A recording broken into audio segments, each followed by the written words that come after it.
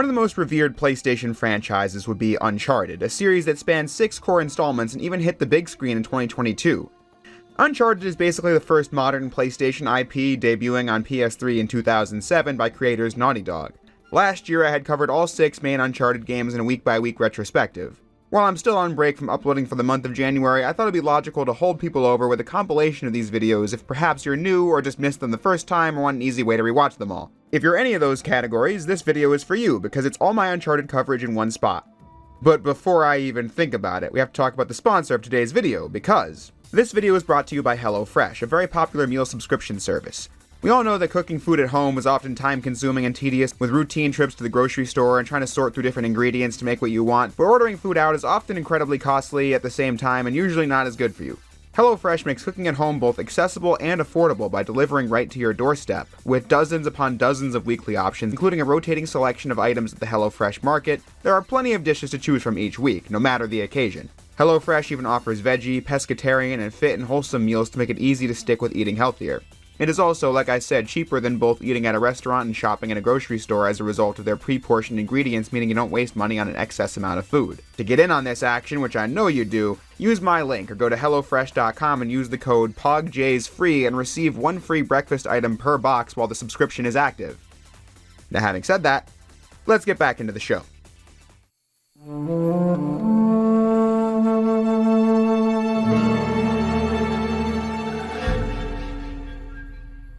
That was the opening of Naughty Dog's Uncharted: Drake's Fortune, which first released on the PlayStation 3 back in 2007.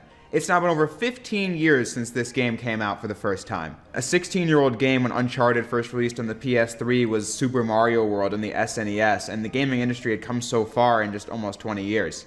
Regardless, I'm a big fan of Uncharted. This year actually marks 10 years since I first played the trilogy on PlayStation 3 in 2013, a story I will no doubt get into before the video is over. Since it's been a while since I last played any of these games, I thought it was finally time to do an in-depth retrospective on all 6 games, including the Vita one. Like I said, Uncharted was developed by Naughty Dog, who is definitely one of my favorite developers in the gaming industry. Myself being one of their fans who loves all of their core PlayStation IPs. I covered the Jak and Daxter series in depth last summer if you want to get caught up on that, and I did a compilation cut of those videos a few months ago, and the response to that has been incredibly positive, and I can't thank everyone enough for that. But I'm getting off topic. Since Naughty Dog is a developer I'm such a big fan of, it makes sense to begin this video with one central question: how did Uncharted come to be? Well, strap in, because the answer for that is a little long. To make sure you're up to speed, in the mid to late 90s, Naughty Dog gained huge success with the Crash Bandicoot games and the PlayStation 1. The series sold millions of units worldwide and became the de facto PlayStation mascot. Naughty Dog felt like the leap to the PS2 was their opportunity to work directly with Sony instead of working with Sony through the publisher Universal, which they did for Crash. So they had to move on from that series on PlayStation 2 and needed a new franchise, so they created Jak and Daxter: The Precursor Legacy, a landmark game in the early PS2 days that broke new ground in animation and world design. However, Jak did not set the world on fire like Crash did, and you can come up with a bunch of reasons as to why that is. However, I personally don't blame the game itself like it seems some do.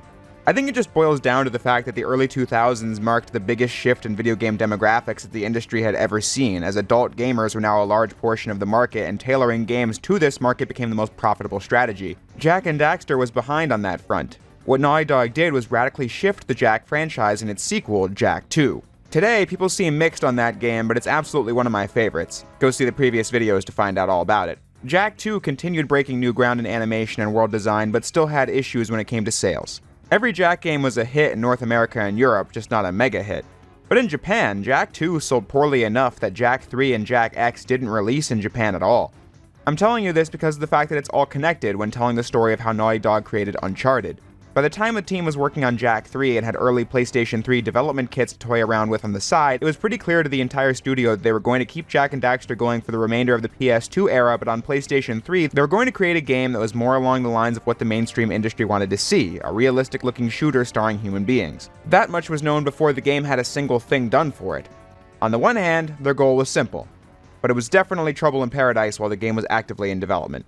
Let's start with the fact that the PlayStation 3 was an absolute beast. Released in 2006, it was ahead of its time with its using Blu-ray discs as its optical storage medium, its HDMI support, and the fact that it played almost every single game from PlayStation 1 and 2 alongside the fancy new HD games. Sold for a hefty price, but the PS3 from a consumer standpoint and the effect it had on Sony and the developers can wait for the Uncharted 2 video. The PS3 being a beast was a challenge for every developer, but for Naughty Dog it was definitely so because of the fact they had to make an HD game for the first time and a new genre from what they were used to, but also had to deal with learning new programming language because on PlayStation 1 and 2, ND had used the hardware in unorthodox ways and had their own custom programming language spearheaded by Andy Gavin.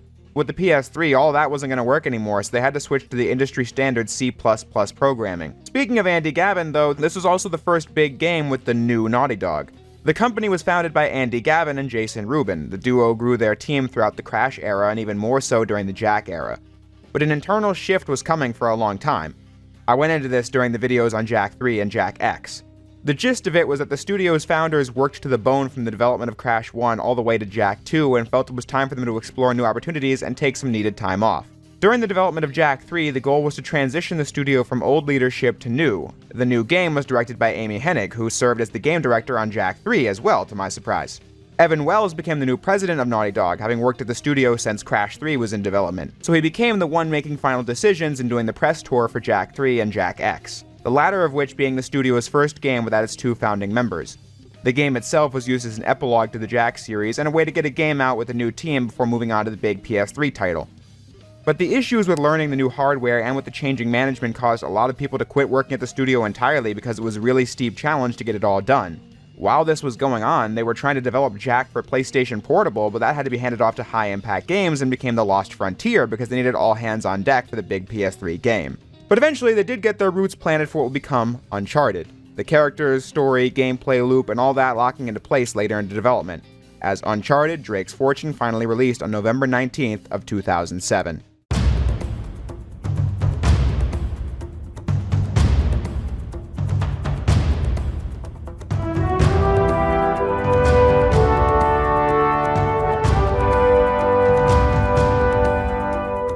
I tell that whole story because of the fact that I think it's really interesting to learn that some of our favorite and some of the most impactful games in the industry had trouble when they were being worked on. Uncharted didn't just appear out of nowhere fully formed. A team of people working hard on it brought the game to life. Understanding their intentions with the work can lead to a better understanding of that work. This goes for games considered good and bad, I might add. Nobody sets out to do a bad job, but while in development it can be hard to see which direction you're even going in, hence why a lot of people walked out on this one. It's a miracle that a lot of the best games come out the way they do. But anyway, I've been talking about what it is they wanted to achieve with this game, which begs the question, what kind of game is it? Well, the basic premise was that they wanted to take the typical action-adventure serial mold and do a modern take on it in video game form. Basically, picture an Indiana Jones movie, but it's fully playable with all the latest and greatest graphics and production values. Although, to be fair, most of the comparisons that this game received was to the Tomb Raider franchise. As in the realm of video games, it pretty much cornered the market in the whole treasure hunting adventure style. But regardless, Uncharted tells the tale of Nathan Drake, a treasure hunter who claims to be the descendant of famous explorer Sir Francis Drake, as he reveals that Sir Francis's coffin was empty all along, but it did include his journal that Nate finds alongside the TV reporter Elena Fisher and his partner in crime Victor Sullivan. The journal giving them the clue to find El Dorado, the city of gold. But of course, they're racing against the villains Gabriel Roman and his right-hand man Atak Navarro to find the treasure, as Sully promised them the riches to pay off his debt to Roman. The player faces an army of goons hired by Roman that are led by Eddie Raja that Nate has a bad history with.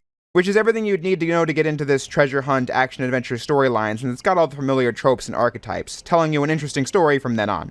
In terms of gameplay, Uncharted 1 is pretty much all about the shooting. Not like the custom combat the Jak sequels use, I'm talking about the traditional over-the-shoulder shooting popularized in Resident Evil 4 from 2005. Only the action's not revolving around tension or anything like that, it's about frantic action above all else, so Nate can move while aiming. A fast pace and overwhelming odds are the two pillars of Uncharted combat, as you have only 3 ways to attack in this game. First is the bare hand combat, which includes a 5-punch square combo or a 3-hit combo where you press square, triangle, and then square. Enemies dropping more ammo from this than the regular combo. But when trapped in a firefight, you need to rely on firearms. Here's where I think the combat gets interesting. In pretty much every other action shooter I've played, the player will get different weapons that suit different situations, but you can switch between them on a moment's notice either with some kind of a quick swap or a menu. Handguns are good all-around choices, shotguns are effective with close-range crowds, grenades for long-range crowds, snipers for distance, some kind of machine gun or two-handed weapon for doing a lot of damage quickly, that sort of dynamic. In Uncharted, you get all those weapon types, but you can only carry 3 weapons at a time. 1 handgun, 1 two-handed gun, and up to 4 grenades. You get weapons and ammo by picking them up off of the ground. If you're currently carrying a shotgun but find a sniper and you know you'll need it, then you have to leave the shotgun behind. This system creates a lot of on-the-fly decision-making based on analyzing the current combat situation and what your needs are going to be for getting through it. Finding a new weapon while I still have one makes me fear wasting the ammo I have left, so I'll either stick to the current loadout or take a gamble on a new one, hoping it's useful in the next encounter.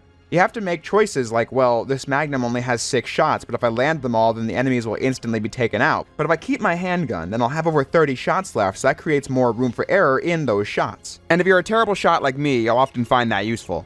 It might sound odd that you just pick up and swap items out like this, but I think it creates a compelling formula for combat, making you appreciate the different weapons you find, like the micro submachine gun. It's a lot of fun to use, and it's got a fast rate of fire and has a high magazine capacity. But you'll only get it when you come across it or an enemy drops it, so when you see it, you're pretty happy. Besides that, the game features all the basic cover shooting mechanics you'd expect, like, well, what I just said. Since enemies are shooting back at you, the dynamic of the game is finding cover and revealing yourself when you get the chance to make a shot and using one of the buttons to change which shoulder the camera is focused on to get a different angle. The game does not use a health bar at all. Instead, the more damage you take causes the screen to go black and white, and it will be fully that way once you die.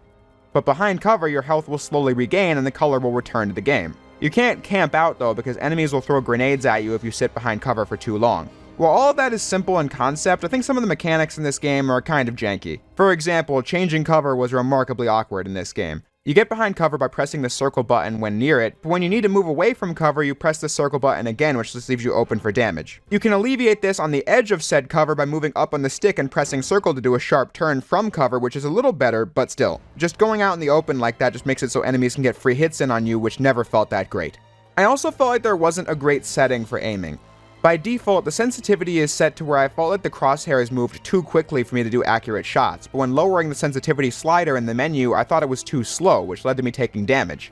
I didn't feel like there was a good middle ground in this game, but I went with the slower one anyway and had a good time. I was actually kind of afraid of going back to this game for the video because I wanted to enjoy it, but I remember my last time playing the game a few years back and how I felt that the game was jankier than I remembered from the first playthrough. While today, I do still think it has janky elements that come from it being the first in the series, I'd say it still holds up pretty well. Especially if you, like me and pretty much everyone else playing the game today, chose to play the version on PS4 or PS5. The remastered version of Uncharted 1 removed all the 6-axis gimmicks from the PS3 original, Sony's half-hearted attempt at motion controls in the PS3 controller that many of its early games used. Uncharted using it for aiming grenades and for balancing on beams. Could have been worse, but this is not a setting you can change and it's pretty awkward. The PS4 version has aiming grenades work like any other game with standard controls and balancing on beams in the same vein, and that's helpful for the game's total playability. I actually use grenades in combat way more than I ever did back on PS3 as a result, which, as I said, from moment one I thought the game was engaging in combat. There are a lot of enemies in Uncharted, and so that keeps you in the action at all times, trying to get hits in on enemies that are coming from above and from all different directions on the ground.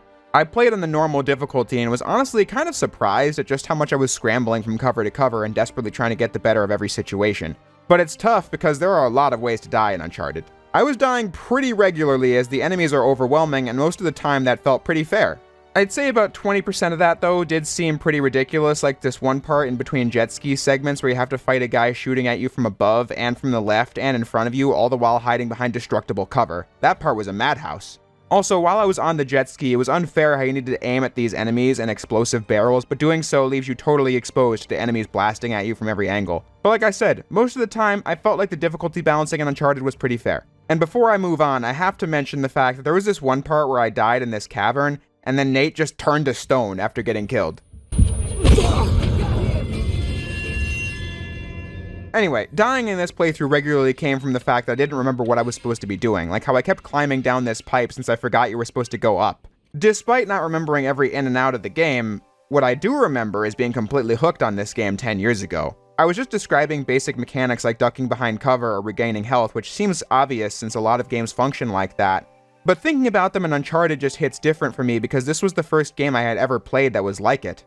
To give that backstory, prior to 2013, pretty much every game I played was a kiddie platformer, or was one at some point. Or was some licensed game or Lego game or whatever the heck. The most realistic games I had played prior to Uncharted were the Batman Arkham games, which were only realistic in graphics. There were about 4 franchises I'd consider myself a major fan of at this point in my life. I've gone into this in previous videos, but as a silly kid, I had a bone to pick with realistic games that were dominating the market on the PS3 compared to the cartoonier ones that were on the PS2. It was frustrating to see Naughty Dog not do Jack, and for Sucker Punch to not do Sly in favor of games I deemed weren't as good. Very well-reasoned stuff, obviously. I'm not sure why, but it was after the release of Sly 4 in 2013 when I had decided that it was time to expand my horizons. At one point I just thought, you know what, I'm gonna play some games I haven't played before. One of them I covered a couple years ago.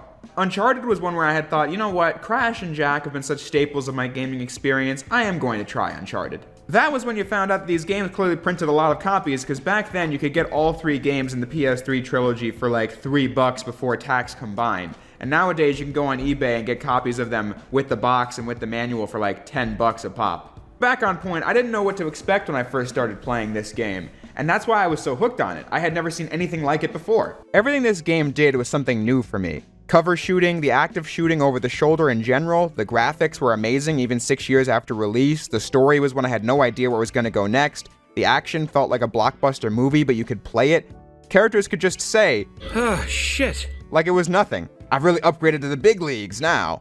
Uncharted 1 is always going to hold a special place in my mind because of that impact. That feeling of playing it for the first time that I won't ever forget. This is part of the fun when playing it now. It's interesting to go back to a game you haven't played in years that you used to be obsessed with because you'll be going in largely blind, only remembering broad strokes and bits and pieces. But despite that, when you reach certain moments, you're like, hey, I remember this part. Wasn't there something with like a car getting into the water and being turned into a platform? But then I remember, maybe that was Uncharted 2. But then when it does happen, it's a funny moment, because even after all these years, I still remembered it. It's also interesting to replay this game in particular because it's not very long. When I first played it 10 years ago, it took me a pretty long while because like I said, I hadn't played anything like it before. But now, the first Uncharted took me about 5 hours to beat. That's because when you do have a grasp on what you're supposed to do, the game is very fast-paced, moving you from area to area, challenge to challenge before you know it. Critics mentioned this game being kind of short in their reviews, although I couldn't tell you this is something I like or don't like about Uncharted. It was just something I thought was noticeable since Jak 2, 3, and even X were longer than this game by a couple of hours. That's what happens with a significantly more linear game. Even if it was short overall, it feels right in terms of length, as the game is, like I mentioned before, non-stop with the action shooting. And if it was any longer without breaking the pace up with something else, I think it would have overstayed its welcome. As it stands, the game does break that action up with platforming or puzzle solving or dedicated action set pieces. These are the moments where the game feels the most like an action-adventure movie, like the jeep chase in the jungle or a jet ski chase halfway through. They are full gameplay segments as you have to shoot to defend yourself, but the whole thing feels like an interactive movie, blurring the lines between gameplay and cinematics as the story and characters will develop as you play the game. PS2 era games were starting to break the boundaries of story and gameplay as characters would talk to you while you played, but still there was definitely a fine line between gameplay and story, and now in the PS3 age, games were having them feed into one another.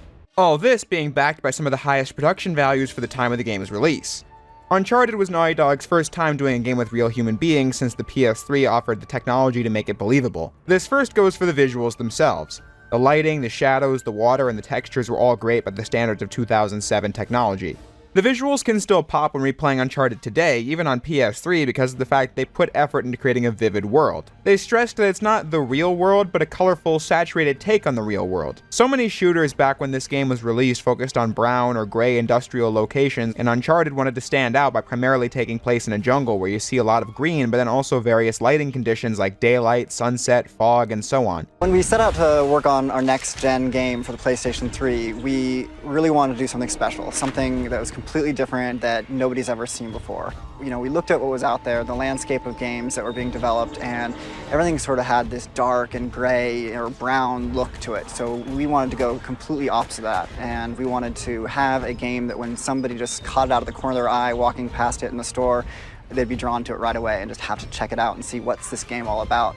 Demonstrating the PS3's technology with shadows and water effects. Nate's clothes become visibly wet when getting in the water and drying with time. With these details, it's easy to immerse yourself in this world because it's just so good to look at, let alone play in. So with the power of the PlayStation 3, we really felt like we could create environments that were believable and authentic. So we did a lot of research and tons of photo reference, but we also tried to put a twist on it and give it our own style. So our concept artists would take these photos and embellish them and really set the direction for the overall look of Uncharted. Now, of course, I said it still holds up on PS3 in many ways, but not entirely. This game had issues people were pointing out back when it came out, like how screen tearing is rampant throughout the game.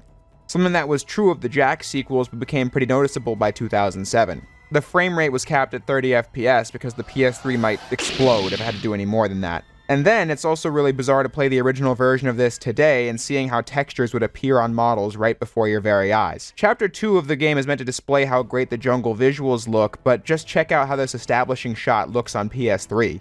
This is a compromise because if it didn't do this, you'd have to wait through long loading screens, and nothing breaks immersion more than that. In areas like that, I think people forget just how much the early 7th gen games in particular have aged. This was the first generation where most of the games were using realistic humans that looked convincing, but not super realistic because the models aren't that detailed and textures will look like this from time to time. Frame rates were pretty unstable almost across the board. Early 7th gen games are some of my least favorites to play on original hardware because many of them have aged like milk. Uncharted is on the upper end of that, but still.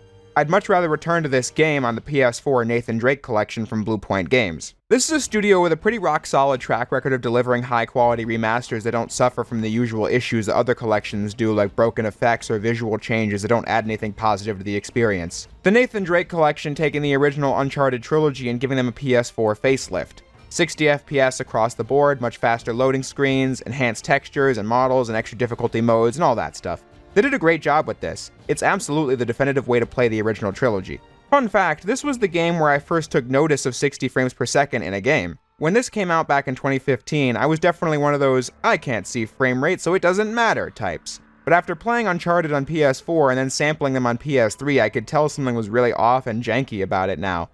I later realized this was because going back to 30 FPS after a 60 FPS version was like kryptonite. From there, I never looked back. Although there is one thing I don't understand about the collection that I'd like someone to clarify for me in the comments.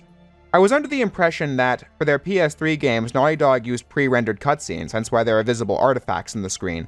However, the Nathan Drake collection and Naughty Dog's in-house PS4 port of The Last of Us boosted the cutscene frame rate to 60 FPS. And heck, the Nathan Drake collection even updated the character models in cutscenes. I'm confident the cutscenes are still pre-rendered on PS4, but improvements were made. I can make guesses as to how they did it, like maybe the raw files still existed so changes could be made before re-rendering them for PS4, but I wouldn't know if that's how they did it, or if there was a simpler way since I'm not a programmer by any stretch of the imagination. But back to the subject of how Naughty Dog crafted this world. With humans as the subject matter of the game, that meant it was time to shift towards motion capture for the cutscenes, something 6th gen games had utilized, but had become standard by the 7th gen consoles. After all, if you're portraying real humans, there's no better way to go about their movement than by tracking the movement of actors. But ND did one thing that I think sets them apart from many other studios that use motion capture. Other games might have mocap actors come in and do the movements that the animators use for the scenes, but then the actual actors that are credited as the characters will record their lines in the booth, and that is dubbed over the motion capture performance. With each of the Naughty Dog games, the actors who voiced the characters are the ones in the mocap suits. This just adds the extra layer of believability to their performances as they are the characters. They don't have to sound like they're in the moment when they're recording the lines because they're the ones moving around and doing the action. Well, I think the coming together of film, stage, and video and games is happening right here on the mocap stage. I really stage things as if I was doing a play or a scene from a movie. I don't even think the story of Uncharted is that mind-blowing on its own. I mean, on my first playthrough I was hooked because, as I said, I hadn't seen anything like it. When Sully gets shot in Chapter 3, I thought he was going to be dead. I didn't know if he was in the sequels or not, so I was just going along with it. I was also surprised when he was revealed to be alive, and then relieved when it turned out he was captured, not in league with the bad guys. My lack of familiarity with genre tropes made everything feel fresh. But my point was that the actual plot of the game isn't that mind-blowing when I play it now. For most of its runtime, it's a pretty straightforward race to the treasure with Nate and Elena, and then Sully again about halfway through. But it is still compelling because of the fact that the characters are so well written and fun to watch. Shouldn't we call the authorities or something? Yeah, that'd be a great idea, but we don't exactly have a permit to be here. What? Yeah, so unless you want to end up in a Panamanian jail, we should probably handle this ourselves. What's worse? You obviously haven't been in a Panamanian jail. Do you know how to use one of these? All right, Nate, just pretend for a minute that I don't really care about any of that stuff and cut to the chase, would you? Man only interested in the climax. He must be a real hit with the ladies. Never had any complaints. Oof, what a way to go. Yeah, sounds terrible. Check his wallet. And are given enough layers to be relatable that the writing is elevated because of that. Nate doesn't feel like the type of action hero who can handle any situation. He feels like a guy in a t-shirt thrown into impossible situations who always comes out on top, which is what they were going for with his character, and that makes him rootable. Well, in cutscenes anyway. In gameplay, just obliterate enemies en masse like it's nothing, but let's just ignore that. Elena not having any combat skills but a real curiosity for history and architecture, being the thing that drives her to want to see this thing through to the end. And what makes it convincing that she and Nate would fall for each other by the end since they're characterized in a similar fashion. But the most important thing is that the performances of Nolan North, Emily Rose, and Richard McGonigal as Nate, Elena, and Sully respectively were so good and definitive that it further adds to that engagement. Plus, the cutscenes are well staged and directed too. So the game is fun at its core, the writing is good, the visuals are great, and the characters are compelling. The formula for a really strong game. All those things carry you through some of the non-shooting related issues I have with Uncharted, like the platforming. Uncharted is made up of shooting and climbing. The gunplay in this game is surprisingly intense, and that becomes more surprising when you get into the platforming content. It's not bad or broken, but it's incredibly basic. Nate will shimmy across beams with the analog stick, and when you get to the end of one, you point the stick towards the next one. Press X, and Nate will cling onto that foothold, beam, or rope. That's all that goes into it. I'm not the type who's super upset about this trope, but it is a weird mismatch between game components since the platforming almost completely lacks that sense of danger. They do a good job with scale and scope, but are mechanically simplistic to a detrimental point. I don't know how realistic this would be, but perhaps you could make it so that the player has to time button presses for when Nate was going to grab onto something. Maybe that would overcomplicate it in situations where you have to act fast, but in that case, maybe you would just have to move faster or the platform will crumble sooner. There are crumbling platforms in this game, but you never feel worried about it while playing. So when platforming does come up, it feels boring and mundane compared to the action. The puzzle solving has a similar issue.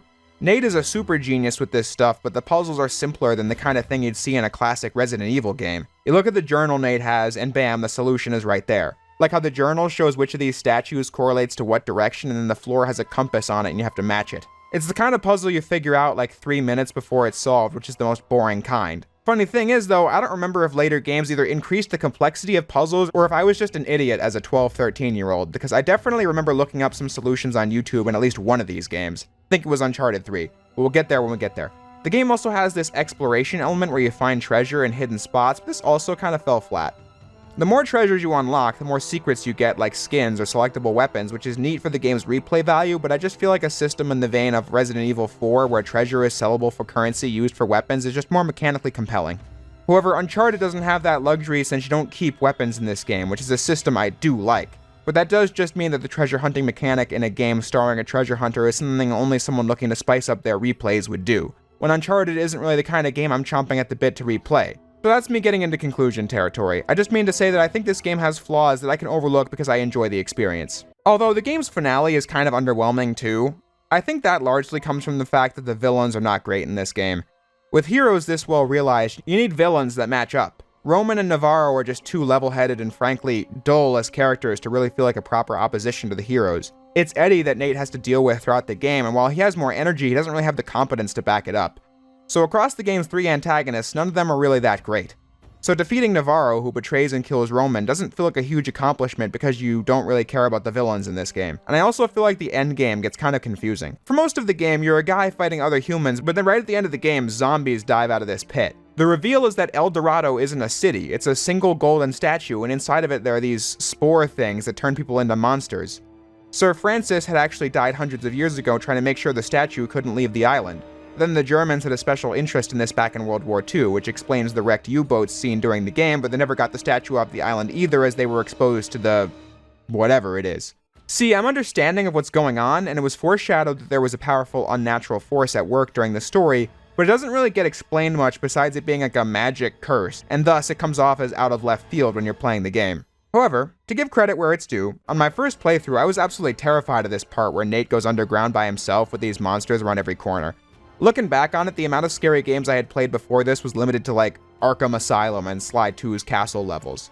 This was on a whole nother level at the time I played it. Playing it now, after having played actual horror games, it's pretty tame, but I'll always remember this part really fondly. Despite the final enemies feeling a bit random, and the fact that I don't think the antagonists were all that great, I still feel like the final fight is climactic, mostly due to the rainy visuals and morning atmosphere as the player sends Navarro to a pretty gruesome death. I still feel satisfied with the actual ending since it focuses on the core characters getting away with a stockpile of hidden gold, and then it wraps up pretty quickly as the heroes ride off into the sunrise. A simple story and a simple ending, leaving room for more should they get the chance, but also telling a complete story within the game, ending Uncharted: Drake's Fortune. A game that, upon release, got the critical acclaim it deserved. I mentioned that critics had gone into some of the issues the game had, but on the whole, it received high scores across the board. Outlets not dropping below the 80% mark when assessing the game for all the reasons I've gone into. It's very impressive from a technological point of view and provides consistent entertainment from start to finish. The game was also a commercial hit too, selling over 2.5 million units in just 2 years. The game definitely cemented the track Naughty Dog was going to keep following on since it was such a critical and commercial success, more so than the Jak sequels were, especially by Jak X, which I'm pretty sure is the lowest selling PlayStation Naughty Dog game, despite how good it was. The sales of Uncharted were especially great considering the fact that it was released on a console that was going through some issues on the consumer side. The PlayStation 3 was an absolute beast of a machine when it came out in 2006, but this was to a detrimental degree. As far as most people were concerned, Sony ruled the video game industry for 10 years straight. The PlayStation dominated the market in the 90s, having sold 102 million units. The PlayStation 2 goes without saying. Not only is it, in my not-so-professional opinion, the greatest console of all time, but it's also, at time of writing, the highest-selling console ever made with 155 million units sold. Truly, Sony was untouchable for 2 generations straight, so it would be logical to think that the PlayStation 3 was going to be the same way. It was ambitious hardware with the complex cell processor, its Blu-ray disc utilization, its being able to play almost all the PS1 and PS2 games alongside your new HD games, all that stuff. But Sony banked on name recognition a little too hard with this one. The PS3 infamously launched at $600 something that Naughty Dog noted developers weren't aware of until Sony said it on stage at E3 2006. Which, by the way, it could have cost more. The original PlayStation 3 was sold at a loss, but Sony thought they could get away with it. But at launch, the market was not as kind to the PS3. I mean, the actual launch was crowded with people camped outside game stores in tents and all that. I remember my dad showing me the news coverage of that as it was happening. But the PS3 struggled with sales compared to the other consoles because Microsoft decided to get ahead of the game by releasing the Xbox 360 in 2005. It was behind on things like having an HDMI slot, but it being the first HD console to market and the far cheaper price was more palatable for consumers. The PS3 also launched alongside the Nintendo Wii, which captured the casual audience like no console had ever done before. So here you have this massive console that often got the short end of the stick in its early years. It was infamously difficult to develop for with its unique architecture, third-party games being designed for the Xbox 360 and then just ported to the PS3, so only the exclusives took advantage of what the hardware could do, which in and of itself was a learning curve for those developers and didn't always produce great results in terms of performance, and to make matters worse, America was hit with an economic recession in 2008, so I'd imagine that only made the $600 price tag of the PS3 even less appetizing for consumers. None of that is to say the original Fat model is bad. I'm actually quite fond of it. It was the first PS3 I had ever gotten back in 2010, although I'm not sure what they were worth back then because I had gotten it used, and this was also after the revision had come out. But that's besides the point.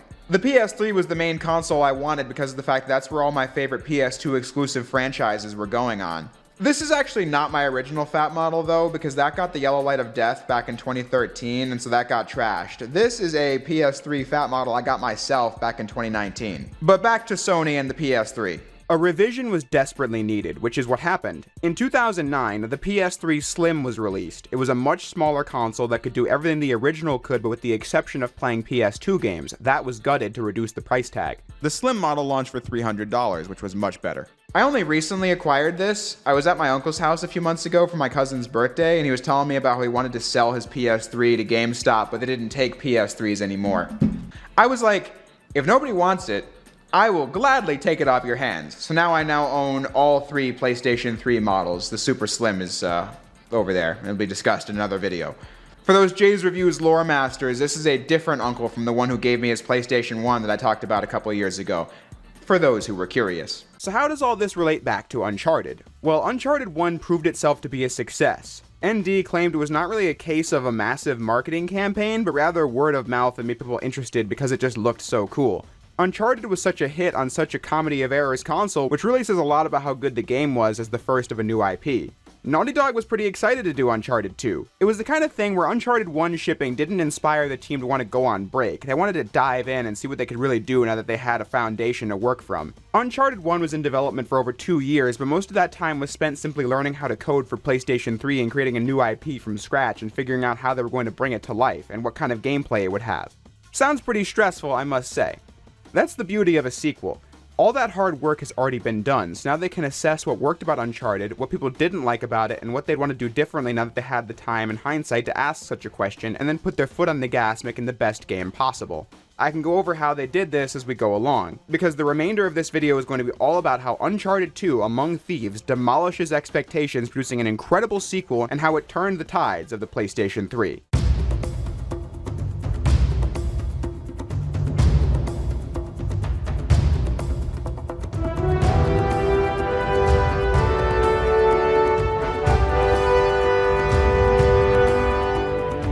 Uncharted 2 dives right into the action as Nate finds himself shot and on board a crashed train that is currently hanging off of a cliff in the middle of a frigid mountain, and he has to climb his way off the train before he falls into the abyss. This sentence alone should speak volumes on how much more action-packed the game is compared to the first one.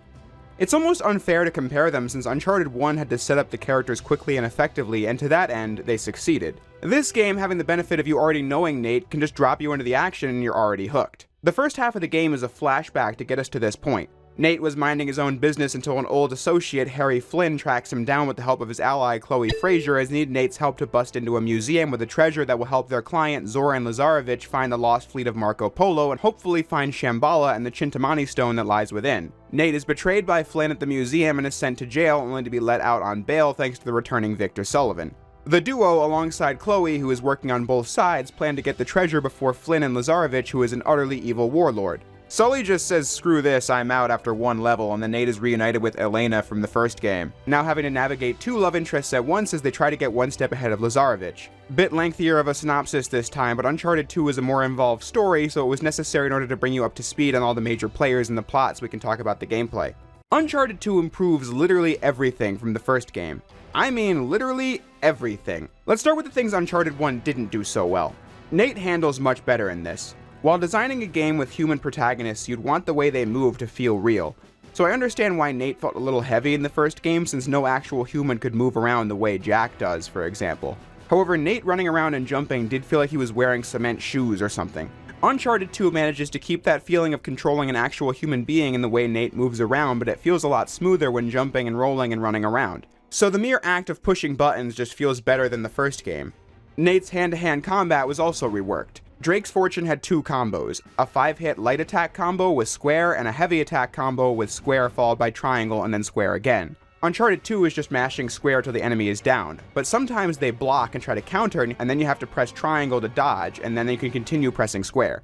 On paper, the complexity of the hand-to-hand combat is reduced from the first game in that you have far less choice. Also less reward because a heavy combo in 1 gave you more ammo, but it just felt finicky with the timing. The punching in 2 is just far more satisfying, from the sound effects to the variety of animations and the window of time you get to counterattack. It just feels like an action movie fist fight come to life, which is exactly what I want from Uncharted, not to go combo mad. But having said that, Nate can do more context-sensitive physical attacks than you could in Drake's Fortune, such as if you're standing on cover when an enemy is behind it, you can just kick them in the face. Never gets old. You can also push enemies off of ledges when near them and other things like that. I actually tried doing the kick thing in the first game, and of course I got killed because I forgot it wasn't in the game. But then, the biggest thing I didn't like about the first game was how they would put the action on pause to do lengthy scenes of platforming or puzzle solving. Platforming wasn't bad, it just felt very basic and like it played itself. The puzzles being simplistic, not rising above, see the thing on the page, make the thing look like the page. Now, Uncharted 2 doesn't do much to improve these elements on their own, as the platforming is still a case of pressing X and then Nate will do everything for you. But to its credit, they do include moments that require more timing in your moves. Not a supremely high amount, but enough to feel like an improvement, and they do even better with the scale and scope, playing with the camera for some perilous shots. But where I think the improvement lies is with how platforming is integrated with the pace of the game. In Uncharted 2, you'll be involved in large gunfights, but then right after you'll need to go up some buildings, and to do that you have to climb up a pipe or some beams, and then you're in the building ready for the next set piece. It feels like an organic part of the game rather than here is the next extended platforming segment. It's something you do regularly between combat scenes. Heck, sometimes it's what you do during combat. The arenas have greater verticality that is accessible to the player and the enemies, so you'll be able to use these simple mechanics in more complicated situations. During set pieces, it's even better as you'll be jumping around from rooftop to rooftop while being chased by a helicopter or a tank. Moments filled with such adrenaline that you wouldn't even be thinking about how simple the platforming actually is since you're so absorbed in the moment. But platforming is also worked into puzzle solving like this big statue in a temple in Nepal. Yes, you do just see how the statue should look in the journal, but then you have to figure out how to climb up to each part of the statue, which gives you more to think about while trying to solve the puzzle. Then they play with your expectations since you're expecting climbing to be so scripted, so they can script jump scares into it.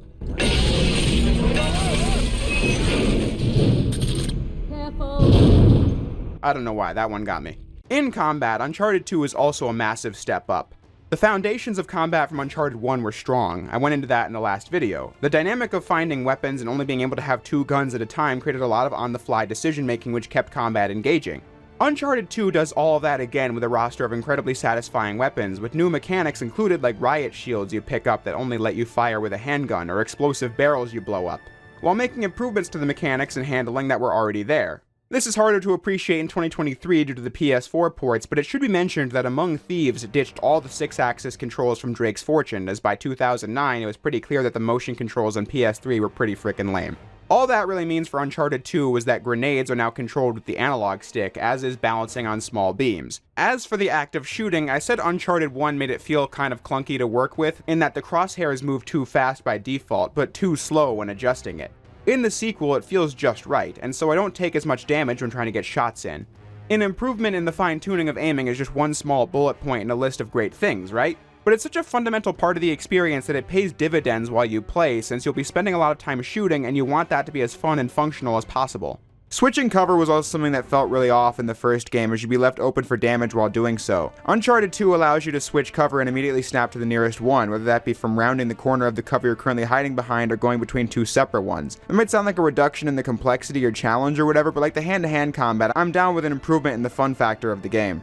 Combat encounters are just more enjoyable in Uncharted 2 because the maps you battle on just feel better designed than what you got in the first game. The previous one kept you in the moment during shooting segments, but oftentimes it felt pretty chaotic. In 2, whether enemies are above or below you, the combat maps consistently feel designed to present you with overwhelming odds, but are manageable with good strategy and getting the right angles behind cover. The maps include more of the climbing mechanics, which ties into the platforming controls, and this is put to good use because combat is far more dynamic in Uncharted 2 via its inclusion of stealth mechanics. The stealth element of the game isn't particularly complex or involved, just staying out of sight and doing takedowns on unsuspecting enemies. However, it's the way this stealth interacts with combat that changes the game completely. In Uncharted 1, dedicated shooting segments didn't really give you a choice in how it was going to go besides finding weapons and such. Here, there are just so many different ways to engage a room of enemies, because if you don't get spotted, you can stealth take down several enemies and avoid having to blast through all of them. There are still some moments where it can't be avoided, but the light stealth mechanics just gives Uncharted 2 more depth when playing because the player can engage with combat encounters in a plethora of different ways you couldn't in the first game. That should keep you mechanically engaged throughout the game, but it also helps that no segment goes on too long. When editing Uncharted 1, it became pretty clear that visually the game is pretty samey throughout. You play almost exclusively in jungles and stone structures. Made it kinda difficult to mix up the footage I was showing. Uncharted 2 is nothing like that. In this one, you do a stealth mission in this high-end museum, you go through a swamp in Borneo, explore Nepal, the Himalayas, and then journey to Shambhala, each with their own unique visual style and level design challenges in terms of platforming and shooting. Every area looks fantastic even to this day as well.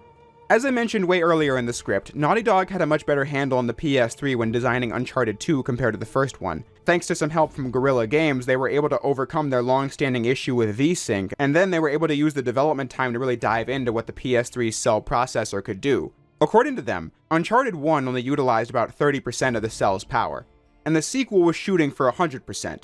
We added more functionality to it so that it all could be done on the SPUs and really efficiently, and with much higher quality than before. Our characters, they typically have 80,000 polygons in one character, like the main character. In total, what we try to push through to the graphics chip is about 1.2 million triangles that we try to draw every frame.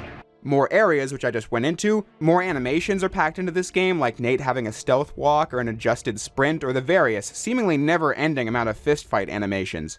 Uncharted 2 is a game packed with visual detail from its physics to its gameplay to its visuals. This being the first game where the crew had decided to take the audio from the motion capture performance as the dialogue. I went back and added this blurb into the Uncharted 1 video after it was finished because I just didn't know that at the time.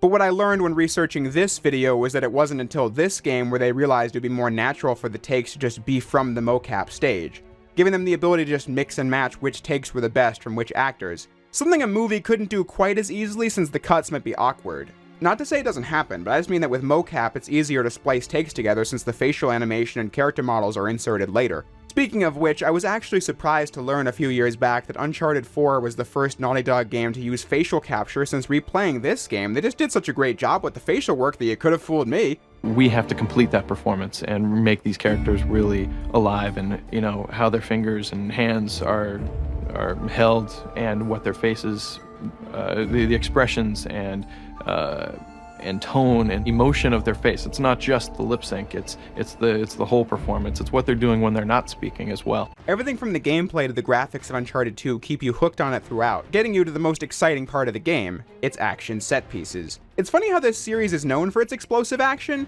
but when you replay the first one, it's interesting to see how little of that is in the game. You got the Jeep chase and the jet ski, and that was basically it outside of tiny moments like this part in Chapter 2 where you have to sprint through these crumbling beams. Among Thieves just saw that and was like, nah, we can do better. This game has enough crazy set pieces to fill an entire franchise of action movies. Like being in Nepal and getting chased from rooftop to rooftop by a gunship that's blasting the roof you walk on to pieces. Or when you get to this building and the chopper is trying to bury Nate and Chloe by shooting the building with missiles. You're running around this room while the building is plummeting to the ground.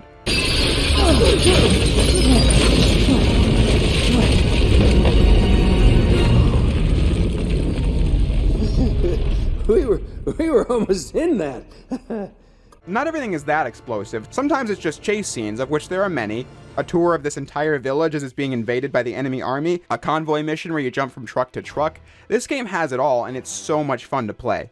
But the bigger set pieces like the building one demonstrate so much technical expertise from ND because they created things like a fully functioning room you run around in while it's also crashing to the ground. Or the biggest of all, the train sequence.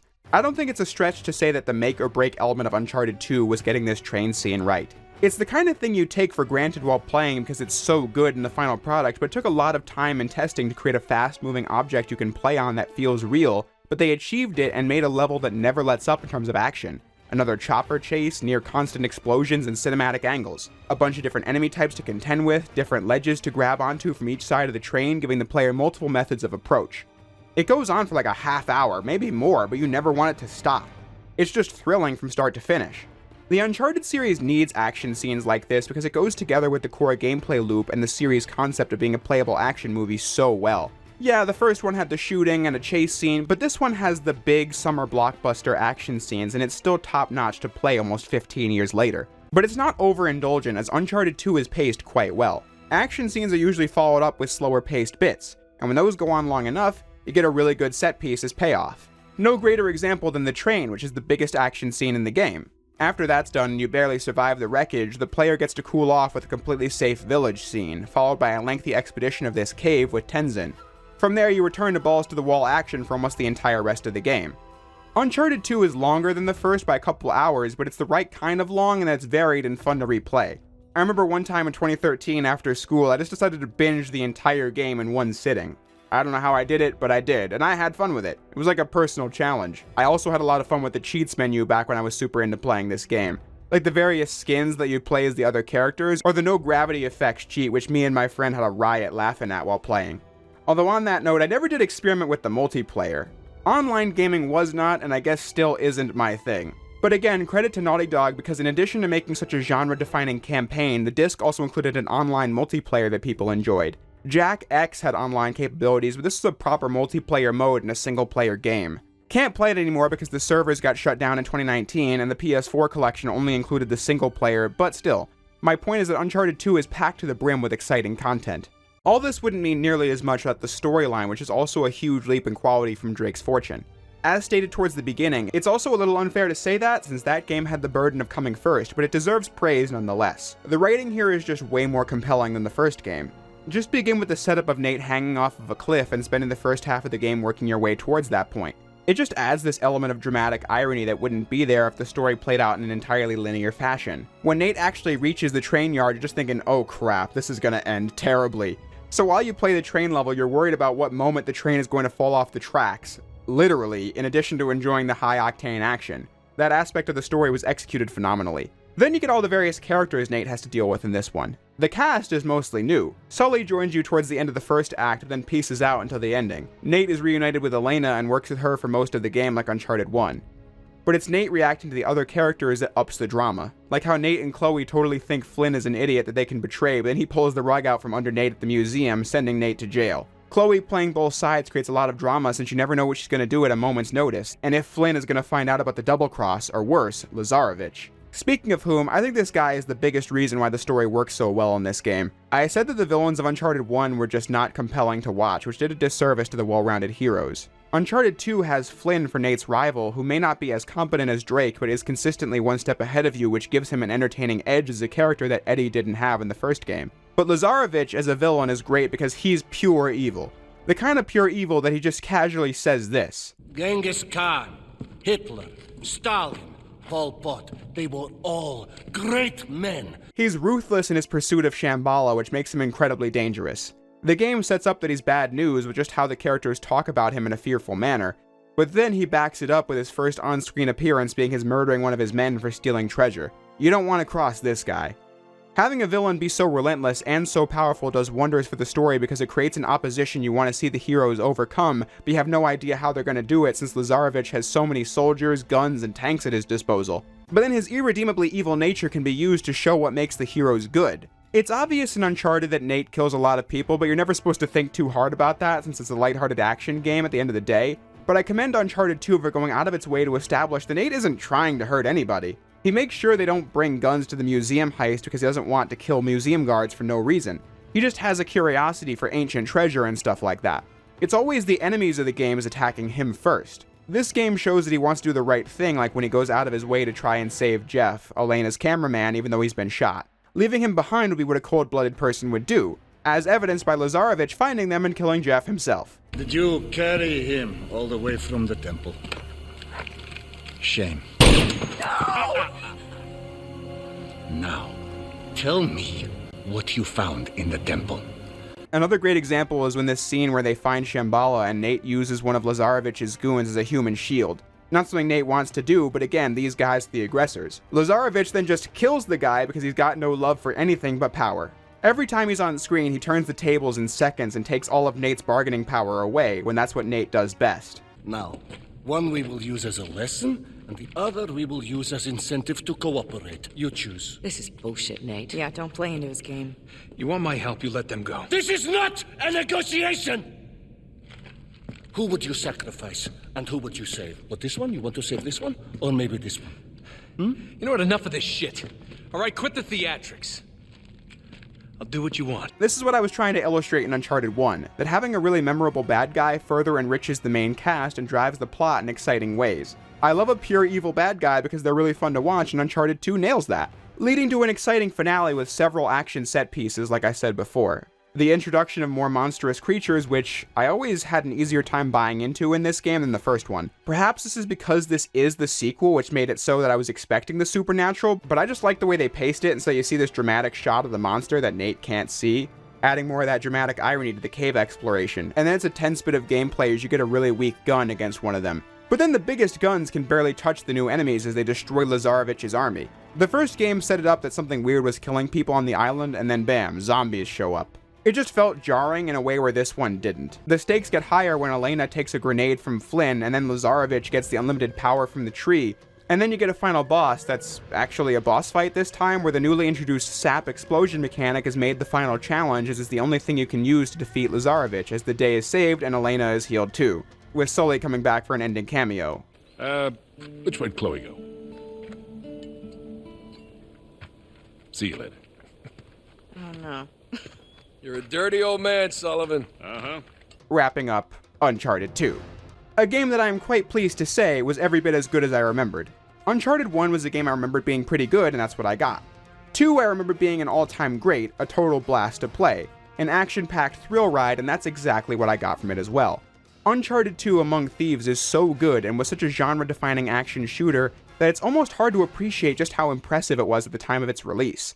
The game came out just a couple months after the PS3 Slim released and was its flagship title, selling 500,000 copies in North America in the month of its release, selling 3.5 million units worldwide within just a couple months. Uncharted 2 sweeped awards for Best Game of 2009 and a plethora of other categories and got the reception it deserved. Near perfect scores across the board. Before Uncharted 2, no game had so effortlessly blended action shooting with the cinematic flair of a great summer blockbuster, telling a compelling story with funny and likable protagonists and equally despicable antagonists. It's a great game that improved upon its predecessor in every way imaginable and shattered expectations by going above and beyond that standard. Hey, I'm Nathan Drake. If you're the adventurous type like me, then get in on the Subway Taste for Adventure for a chance to win epic trips and exclusive access to Uncharted 3. Get your code on 30-ounce drinks today. Subway, where winners eat. Ow. That was a Subway ad for Naughty Dog's Uncharted 3, Drake's Deception, which first released in the PlayStation 3 back in 2011. Now, the previous video started with a semi-cinematic note to get us into the serious video game analysis. However, I couldn't help myself with that commercial. It is freaking hysterical. It reads like a corny YouTube ad read. Not that I would know anything about that. Uncharted 3 is a weird game for me. The last two videos have gone in depth on the fact the Uncharted series is a special place in my heart, having played the trilogy for the first time 10 years ago, never having played anything like it before. Kinda crazy to think that at the time, Uncharted 3 was the most recently released Naughty Dog title too. But the thing is, as the years have rolled by, Uncharted 3 was a weird one because I barely remembered it. Truly, I cannot recall any memories of my first time playing this game other than completing it. Well, I remember one thing. Every weekend in 2013, I would walk over to the game store to check out some new game, and when it was time for me to pick up Uncharted 3, the guy at the store felt like being a complete dick and wouldn't sell me the game because it was rated T for teen and I was only 12 years old, despite having sold me Uncharted 1 and 2 the previous week. I had to get my dad in there to sort the matter out. But my point is, between that memory and beating the game, my mind is a total blank. All I remember is that I liked it, but I enjoyed 1 and 2 more.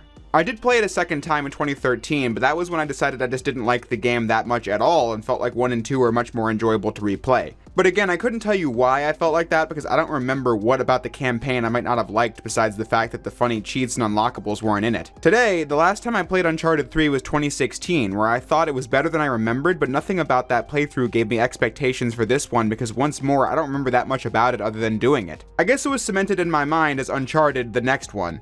Not being as impressive as Drake's Fortune or Among Thieves, but that was years ago. I'm always open to giving a game another chance. Plus, it's easy to see how Uncharted 3 had to have been a difficult project to work on. The game had the task of following up one of the biggest, most highly rated games of the 2000s, Uncharted 2. That game was such a critical and financial darling that doing a sequel to it automatically adds pressure that wasn't there before. Uncharted 2 was able to look at what 1 had succeeded and failed at and made a great sequel. I've said it a million times. Third entries in games tend to exist in a wide spectrum, from they really outdid themselves this time to, well, some things did best, others not as much, creating a never-ending debate as to which game is the best, to, yeah, they really crumbled beneath the weight of expectation and ambitions not properly fleshed out. Uncharted 2 is the kind of game where even the people making it had a feeling they were doing something great, when normally it seems game devs are a bit nervous for a game's release, knowing all of its various faults. Two developers at ND reflected in 2009 that this might be the best game they ever work on.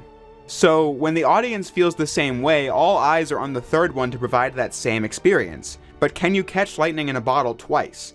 Well, they were gonna try. The hype behind this game was massive. I already showed the Subway ad at the beginning, but there were other promotions of that nature, from sweepstakes to an ad of Harrison Ford playing the game. Uncharted 3 was the first time I ever had an interest in trying the series since the game launched and received a perfect 10 from IGN, which did admittedly pique my curiosity, but I was plenty occupied with Sonic Generations, which actually launched the same day as Uncharted 3. I didn't end up actually trying it until a year and a half later in 2013. I don't think this is my original copy of it though. I mean, this is clearly the 2011 artwork, but if you open the game up, it's the Game of the Year edition disc. I know I got the game at GameStop in 2013 because I just told that story a few moments ago, but I also said last time that my original PS3 fat model got the yellow light of death in 2013, and that's when we replaced it with the Super Slim model. The PS3 Super Slim was a late-stage revision that dropped in 2012, because a lot of consoles will just release a cheap alternative later in the lifespan for those who haven't bought it yet.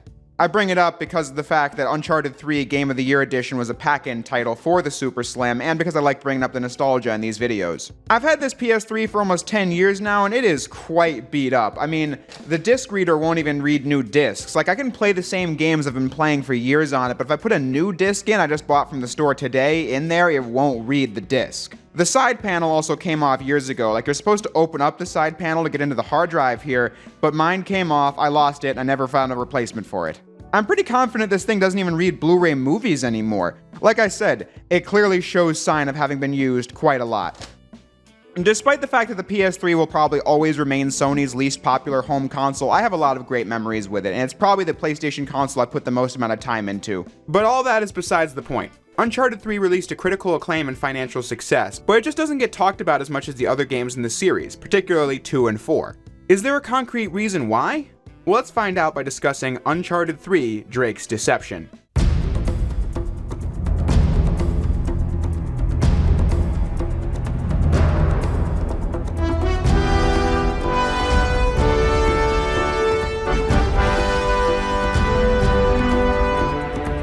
was actually able to play the title screen from the PS4 version of the game this time because the menu plays the Uncharted 3 theme for all 3 games when originally the theme was changed for each game. Was always bugged by that in the PS4 port. So I showed the PS3 title screens in the previous 2 games. But that's me talking about tangents again. Uncharted 3 begins with Nate and Sully walking into a bar for a deal with this guy called Talbot. He and his client, Marlo, want Drake's ring that Nate has. But the deal goes south when the money is fake. Nate and Sully have to go on a journey across the globe in competition with Marlo and Talbot to find the lost city of Ubar. Francis Drake was sent to find it by Queen Elizabeth, but whatever he found made him erase all evidence of the voyage and lie to the Queen about having found nothing. That's definitely the Cliff Notes version of Uncharted 3 because a lot of stuff happens in this game with a plethora of characters old and new, but once more I'm trying to get us into the context of the story right up front so I can discuss the gameplay mechanics, as Uncharted 3 made a good impression right from the start with this opening action scene. It's hard to compare to the opening of Uncharted 2 since it was so iconic and action-packed, and I'm actually glad they didn't even try to get crazier with this opening, instead doing something different that's also cool, a straight-up bar fight to get players into the hand-to-hand combat, which is the best the series has seen up to this point. It still pretty much consists of pressing square over and over again, but they did a lot of work to make it fun and satisfying. The principles from Uncharted 2 still remain with attacks and counterattacks, but they made it feel more immersive and cool in that if Nate is near an object in the environment, he'll hit the enemy with that, such as a glass bottle or the top of a toilet bowl. Plus, multiple enemies will attack Nate at once, so you'll be punching the one guy, but then another guy will take a swing at you. You need to press triangle to dodge and attack them. You press circle to grab enemies and push them around. I've said it when talking about Uncharted 2 and I'll say it again for 3. It seems small, but hand-to-hand combat was a consistent go-to in Uncharted 3 because I thought it was a lot of fun to do, and just felt like I was playing a cool action movie, exactly what Uncharted is supposed to be. Helped by the sound design being punchy and visceral and the animations looking realistic and also being in great supply. I said that about Uncharted 2, but then 3 really brings the A-game with combat animations. Nate has a variety of counterattack animations or other unique finishers, like taking the pin from the guy's grenade and kicking him away, or using the butt of his rifle to smack a guy in the face, or stealing somebody's gun from mid-air when they're knocked out, or when Nate will toss his gun to the enemy like catch and then punch him in the face. The production values on Uncharted 3 are through the roof. Combat animations look fantastic, but the character movement is equally polished. I love how Nate won't just quick turn like he's a Resident Evil character, but will back up before turning. He just moves like a human being while not breaking the immersion in terms of how it plays or controls. The visuals are stunning in this game, taking the player all over the world and seeing different biomes and lighting conditions, and it all looks fantastic. The water of Uncharted 1 was plenty impressive, as was the snow of Uncharted 2. The way Nate's clothes would be covered in them if he rolled around in the water or the snow, for example, was great. But Uncharted 3 just tops that with really impressive lifelike sand as you leave footprints behind and you see the sand blow in the wind. Comparing this to the kind of sand Naughty Dog was able to pull off on the PS2 with Jak 3 7 years earlier is just night and day. But I don't need to compare Uncharted 3 to a PS2 game to make it look good. It's amazing how much Naughty Dog had evolved in their technology with the PS3 throughout the generation. Uncharted 1 looks so basic compared to its sequels. Nate's face looks different in each game, and you'd think each one of them was a new console or something. The first game saw him and all the other characters looking like wax figures more than people, but Uncharted 2 just knocked it out of the park in terms of the detail, but then Uncharted 3, by the standards of 2011, is about as lifelike as a game character could be. Uncharted 2 and 3 also have the occasional real-time cutscene in the midst of gameplay, as opposed to the 100% pre-rendered series of cutscenes like Uncharted 1. Not much to say about that, but I forgot to mention that improvement in the Uncharted 2 video. Well, actually, I don't know if it counts as an improvement since they obviously don't look as good, but still. It's not just the hand-to-hand combat I thought was improved in this. The shooting is also refined to perfection in Uncharted 3. Among Thieves made a lot of improvements to how levels were structured and how the aiming worked, but Drake's Deception continues that with weapons that are supremely cathartic to use against a horde of diverse enemies. Uncharted 2 introduced some different enemy classes, but 3 does that again with armored enemies returning, but having the strategy adjusted to where you can still punch them, but they take less damage if you don't break the armor with bullets or grenades. Or these big guys that somehow are stronger than the dudes wearing armor that can do massive damage with just one kick. The arenas continue to incorporate platforming and light stealth mechanics, keeping the gameplay diverse throughout and tossing fun new mechanics in, like how if a grenade is tossed at Nate, the player is given a specific window of time to press a button to toss it back at the enemies. Uncharted 3 is just bursting at the seams with ideas that reinforce the central concept of Uncharted, a fully playable action-adventure movie. The puzzle solving, to my surprise, was also greatly improved. I had mentioned in Uncharted 1 that I remember having to look up some of the solutions in Uncharted 3 when I first played it, but the puzzles being so easy in 1 had me thinking I must have sucked at it. Now, I don't know what qualifies as a difficult puzzle, as Uncharted 3's roster isn't going to keep you stuck on it for hours or anything crazy like that, but you had to think in this one the most of the entire trilogy. Mainly this table puzzle in the underground cavern when they go to France. The notebook doesn't give you a solution, you get 2 hints, and then you have to look at these floor panels and connect them with what's on the board. I kept getting disoriented until I took a picture of the board and then tried to assess what pictures went where when looking at the floor panels. It took me a few minutes, but I didn't look it up, so I was satisfied upon having completed it. Many are still simplistic, but I think enough puzzles in this game make you think or look around a little, which makes it a fine break from the action. In the first half of the game, I was very impressed with Uncharted 3, and surprised too. As stated before, I forgot almost everything about this game before doing the video, but during the first half of Uncharted 3, I was really glad to see that it was doing everything right. It had an exciting opening, an interesting premise, immersive visuals, good pacing between its puzzles, platforming and combat, and over-the-top action scenes. Everything I wanted from Uncharted was what I was getting from Uncharted 3, done in a way that demonstrated how much mastery Naughty Dog had with the craft after just 3 games. It was by the halfway mark where I realized, yeah, maybe Uncharted 3 is better than 2. I just never thought I'd come out of this game thinking that. All that was left for me to see was how the back half of the game played out. Here is where I think Uncharted 3 shows some cracks in the armor. Uncharted 2 was famous for its action scenes, the train, the gunship, the building, the convoy, all that good stuff. I'd imagine the pressure was on to do the same thing but make it even more depth-defying. So this game houses everything from escaping a burning building that gradually is falling apart while you run through it, a great scene by the way, catching a plane as it's about to take off, fleeing an ocean liner as it's sinking, and chase scenes across rooftops and streets. And of course the plane exploding and falling out of the sky that the game was marketed around. The game is jam-packed with action set pieces from start to finish, but sometimes it feels like action scenes for the sake of themselves. I suppose you could say that about a plethora of action games, but to expand on what I mean, I want to play this clip from an old behind-the-scenes video from Uncharted 3. After our brainstorming meetings, we know that there's some things. We can go off and start pushing the technology in the direction that we know we might go.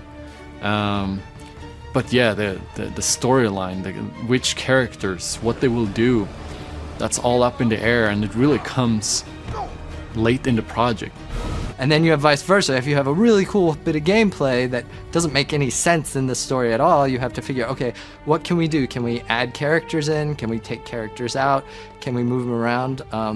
For instance, there's a chase scene in Yemen in Uncharted 3 where we're chasing a guy through a level. We had no idea who that guy was for, I'd say, about a year and a quarter.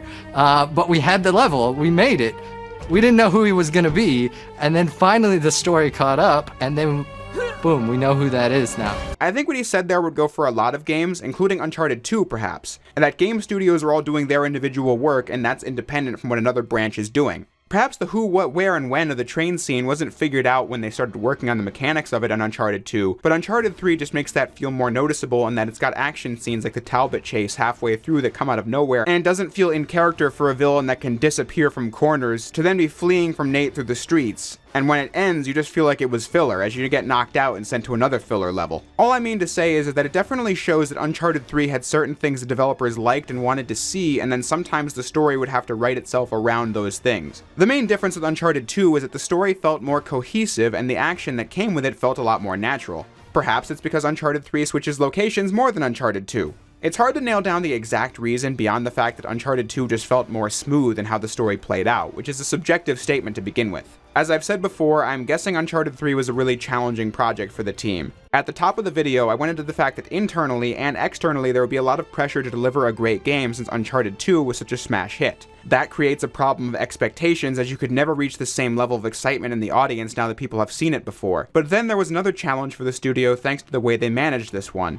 After Among Thieves, Naughty Dog had split into 2 teams, one of which was tasked with developing Uncharted 3. The other one was to do a different game, which started as Jack 4, a game that got as far as having a bunch of interesting looking concept art, but when the team was not passionate about it, they scrapped it and started a new IP, which became one of the greatest games of all time, in my humble opinion, The Last of Us, which was also a PS3 release. Meaning this split in the team wasn't as challenging as when they tried splitting up back when Uncharted 1 was being worked on, but still I'd imagine it created a lot of difficulty. Something I remember being a thing that showed in the final product, but as I have gone over throughout this video, I don't think my thoughts on this game from years ago were fair. I feel like Uncharted 3's narrative pacing and action interconnectivity was significantly better than I remembered. That chase scene was a big outlier, because for the most part, I was following along just fine. Uncharted 3 just has an interesting premise, because you want to see this lost city the heroes and villains are fighting over, but then you want to know what was so bad that Francis Drake had covered up the evidence of the discovery.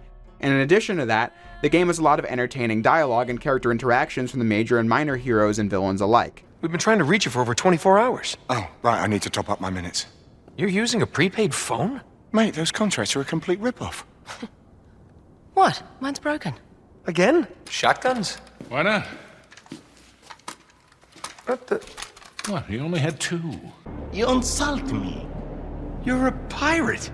And a good businessman. The biggest thing I don't like about the story of Uncharted 3 is that it's very bloated. The first 2 games had a smaller amount of characters and plot lines, and I think they were better for it. Uncharted 3 just ends up juggling too many elements, like how half the game is spent with Nate and Sully working with Chloe and a new character, Charlie Cutter. The latter of which was a character that they made pretty likable as an ally to Nate with his witty lines and his claustrophobia that's used to set up this fight scene between him and Nate when he's been drugged by Talbot, but you don't know much about him, nor does he really need to be in the story as he's written out halfway through after taking a fall and breaking his leg. Chloe just doesn't need to be in this story at all. Her inclusion feels like it was done because she was so well liked in the second game and it would feel weird to not include her, but ultimately she just shows up to support the current mission and then tells Nate the job doesn't seem worth it and then quits after Cutter's injury. The main thing this game is trying to build an arc around was that Nate has taken this job way too far when the stakes are so high, and the back half of the game shows the consequences of that. Which I get, but I don't really feel like the early game did much to establish what makes this particular job so much worse than the other one they've done in the previous games, which were just as ludicrously dangerous. Elena's back in this one, and they build a plotline about how Nate proposed to her between games, but the wedding fell through thanks to Drake's always wanting to find more treasure. However, the story just brings that up when Elena appears. Come on, admit it.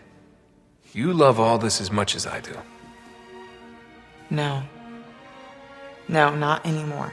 But then she's quick to jump back into the action when it means rescuing Sully later. Nate also feels that way, by the end realizing that the thrill-seeking isn't worth it over the connections he does have. That angle is new, but then I feel like the first 2 games already had these lowest point segments where Nate continues for the sake of the world over the thrill of treasure and exploration. So my point is that throughout the first half of the game, I wasn't really buying into the whole angle of this mission being more dangerous than any other one. It wasn't until Nate had to walk through the desert for days that I was really sold on the consequences of his actions. The peak of this game's narrative bloat comes at around the 60% mark where Nate is captured by Marlowe and Talbot and then given to these pirates to be killed off, but Nate escapes and has to make it back to shore. This is a well-constructed level in terms of pacing and combat. The player getting to toy around with water as a part of the stealth system, which is cool and all, but it feels so shoehorned in. It's an hour of the game where you're taken to a place far away from the rest of the story with completely new antagonists to deal with, only slightly justified by Nate getting tricked into thinking Sully's on board, so you try to rescue him before you learn it was a trick. By the end, I just feel exhausted with it since it feels like padding more than any other segment of the series thus far. Padding is a word with a negative connotation though.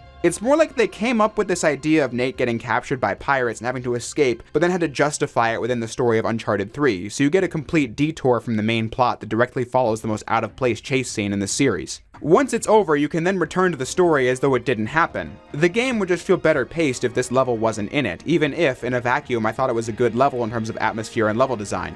Though I do really like the idea of Nate desperately wanting to rescue Sully, but that justification for the pirate section is a little weak since the thing that follows is Nate trying to get on the plane and walking through the desert once he learns where Sully actually is, which achieves the same goal just fine. But to return to the overarching narrative, I have to give Uncharted 3 a lot of credit here for how it told the story of Nate and Sully. The game showed how a younger Sully met and took in a 15-year-old Nate, solidifying that their bond is of a father and son, not merely guys that work together stealing treasure. People liked Nate and Sully before. The whole cast became instantly iconic. When you look back at the first 2 games, it's interesting to note how all of that comes from the funny dialogue and high-stakes situations, since the characters themselves never had much dimension on their own. So Uncharted 3 deserves props for showing the audience how much these two care about each other as a found family. The scene where Nate gets out of the crashed plane and walks through the desert hits pretty hard as Nate is in one of his worst positions, but he keeps going because he wants to save Sully, who he realizes is only captured by Marlowe and Talbot because of his obsession with the mission. If you asked me before this video, I would have told you that The Last of Us was when Naughty Dog started making their games more about the people and their relationships with others on a deeper level, but no, I think Uncharted 3 deserves a lot of praise for that too. Well, I guess Jack 3 deserves some props there too. I thought the Jack and Damus connection was the best material in the game, but I'm getting off topic. I thought that narrative throughline in Uncharted 3 was compelling enough to say this story was interesting from start to finish, even if some elements weren't as tightly written as Uncharted 2, which basically boils down to the villains. I liked Marlowe and Talbot more than I thought I would in this playthrough, but still. Lazarevich was such a great antagonist in the second game that outdoing him is almost impossible when it comes to creating a bad guy that's the definition of pure evil. He had cunning strategy and was a physical threat all at once. 3 doing it differently, with Marlowe being a relentlessly evil person who needs Talbot to do the dirty work. I think they characterized Marlowe in a way that makes her scenes fun to watch, like how she just slaps 15-year-old Nate across the face when he's stolen what she's after. cementing her right at the start as someone who doesn't have that many lines she won't cross. But then I like this scene where Nate is captured and she's picking at his insecurities like his parents, revealing a little bit about Nate's backstory for the first time. She's effective at all those things, like any good manipulative villain would be. But then you get Talbot, who feels more like a cartoon character in that he just disappears around corners like he's Batman, or takes bullets and shows up 2 seconds later unharmed. And then, as I said earlier, feels the need to run from Nate across rooftops out of nowhere despite having these top secret Black Ops powers that put him one step ahead at all times, whether it feels earned or not. But then you kind of forget about them both for a bit since you play as Nate fighting pirates for an hour and then get trapped in the desert after crashing a plane out of the sky. Now those were Marlowe's men on the plane, but still I'm just saying the villains don't really leave much of an impression at this point in the story. Nate stumbles upon the villains again after days in the desert. But all this does lead to an intense climax. Maybe too intense? Not trying to complain too much, but I just had to make note of this ending action scene in the desert storm outside of Ubar because it was merciless. 3 trucks firing machine guns all at once while you're flanked by snipers and rocket launchers. I died so many times here, but in a completely comedic fashion because it's so over the top with how many bullets and explosions are coming after you. But once you reach Ubar and Nate is drugged again, learning that the hallucinogenic water is why the city was wiped out and why Drake covered it up, is the moment I feel like the game is starting to drag a little bit. Another reason why I would have just cut the pirate level idea, because by the time I've reached the actual ending, I'm a little worn out with the constant firefights, in a way I perhaps wouldn't be if the game was an hour shorter, or just maybe 30 minutes. Cut half of that boat scene or something. The actual ending being a bit weak compared to 2 because Marlowe is killed in a cutscene and then Talbot is taken out in a quick fist fight.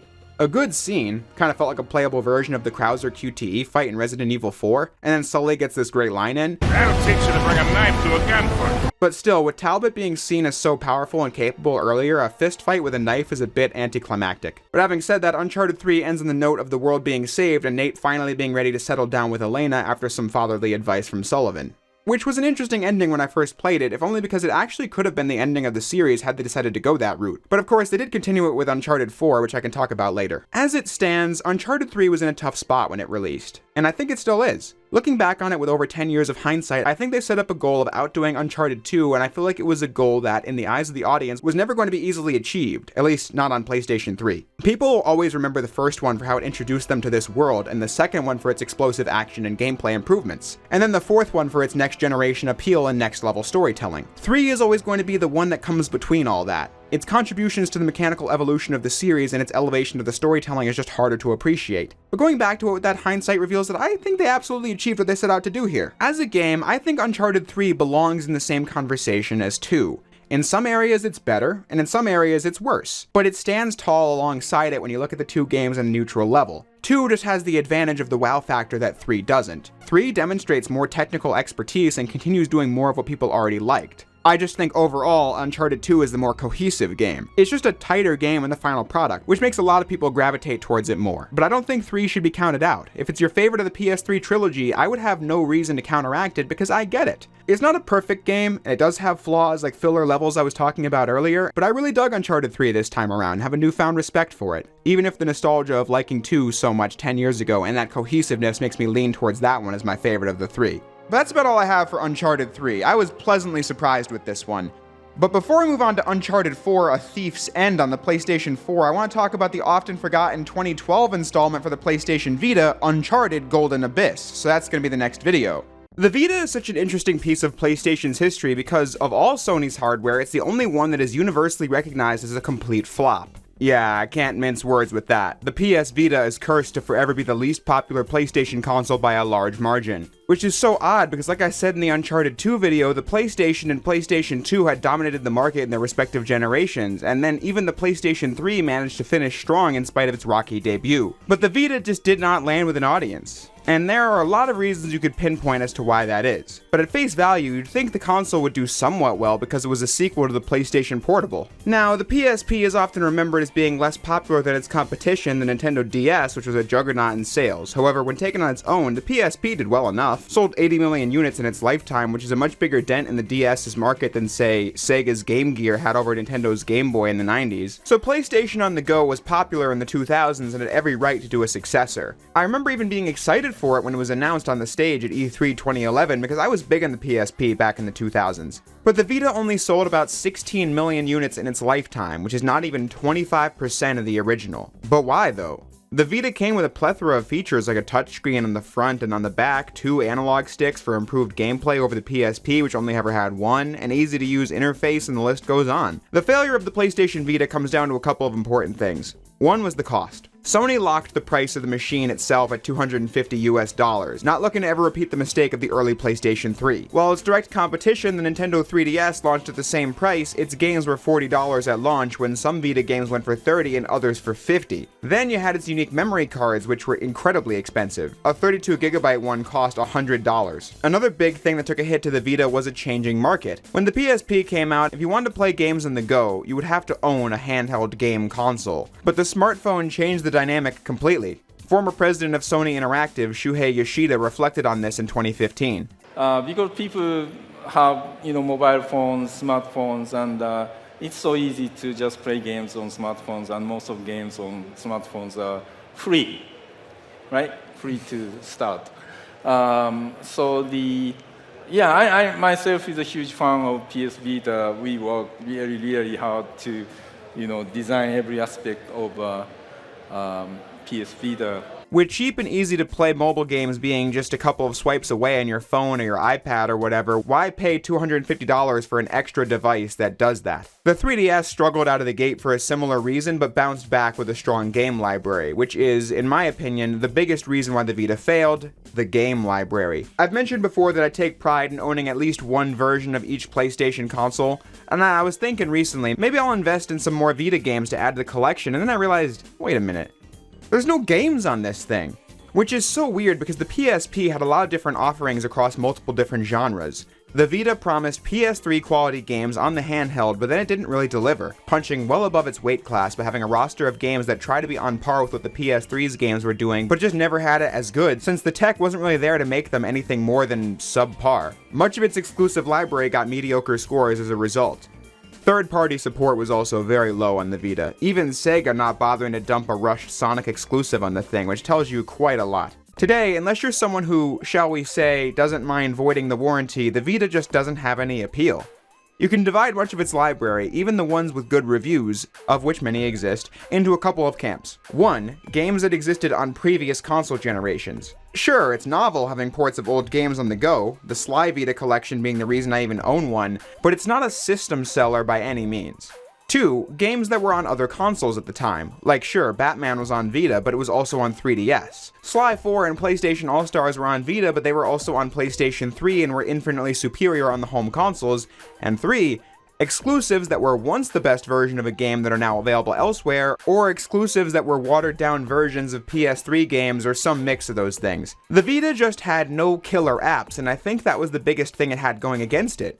But all those things combined produced a total failure. Something that was especially obvious by late 2013 when the PlayStation 4 released and restored Sony's position at the top of the gaming market. The Vita pretty much being left to dry by 2014 and 15 and was discontinued in March of 2019. So that brings me back to the subject of this video. Uncharted Golden Abyss, which was the console's big game when it first released. As established earlier, this was not the work of Naughty Dog, but rather Bend Studio, famous for the Siphon Filter series and released Days Gone just a few years back. But they had 2 Uncharted games under their belt as well, the first being Golden Abyss, obviously, and the other is Uncharted Fight for Fortune, which involves cards and stats, and I give up after 90 seconds. I have no idea what this is, but I did mention it. But seriously though, Golden Abyss actually started development before Uncharted 2 was released and the franchise became a household name. The PSP 2 dev kits were out years in advance, as the whole thing having 6-axis features with a front and rear touchpad was settled on pretty early. Sony was evidently more open with developers in the PS Vita hardware than they were on prior machines. The team had to navigate hardware that was a lot different than what they were used to, crafting a narrative experience more in-depth than what they'd done before, working with Naughty Dog to make sure the story felt in line with the Uncharted franchise, and to ensure they weren't trampling on what had come before and what was going to come after, and had to do so on a timeline that required the game to release alongside the console. How this all went is something we can get into as we go along, but I'm just saying up front that it was a large task to accomplish, which luckily did pay off critically as Golden Abyss got good press back when it released in 2012. However, today, the game is pretty obscure. There was a chance to make this game a more mainstream installment when Bluepoint Games did the remasters for the Uncharted trilogy back in 2015. The decision was made to leave Golden Abyss out and just focus on the PS3 games. I can see why they did this, since retooling the game for PS4 would have been much different from fixing up 3 PS3 games, and with it already being an obscure entry, it wouldn't have even added much value to the package for consumers who largely don't even know it existed at that point, but probably would have ratcheted up the development costs unnecessarily. So Golden Abyss was left behind in the PS Vita, and it's there that the game is probably going to stay forever. If you try playing it today, you have a couple of options. First is just playing it on a real Vita, which I have sampled in the past, but that's not the most ideal way to get footage of it. The other is with the PlayStation TV device. This is a console version of the Vita that you plug into a TV with the HDMI and can then control it with the DualShock 3 or 4. But this device was also a flop because of the fact that now you just have a home console that plays largely watered down console games. But then it also doesn't even run most of the Vita library. Many Vita games are blocked because they use touchpad gimmicks. Developers would either have to have patched them out or just have the game not be playable on the PS TV at all. But why am I bringing this up? Well, warranty voiders found a way to play all the blacklisted games, which is how I knew I'd be playing Uncharted Golden Abyss once I finally got around to doing an Uncharted retrospective. However, another problem crops up in that this game is heavy on touchpad features. The DualShock 4 has a mode to emulate the front and back touchpad, but for some reason not the gyro of the Vita. So some segments are unplayable, like this rushing water part. But through a long process, you can set it up to where the DualShock 4's gyro becomes compatible with the games on the PlayStation TV, and bam, I was in business. I feel like they could have avoided this issue by letting players use the Vita itself as a controller, since it uses the same USB connection as the DualShock 4. It could have been like the Wii U with the tablet screen gameplay, but no, that's not a thing. I'm just lucky I own one of these things. I mean, I picked this up used in 2016 for $30, but apparently now they're much more expensive. But with all that preamble out of the way, this video finally gave me the chance to check out Uncharted Golden Abyss, a game I've been curious about for years now.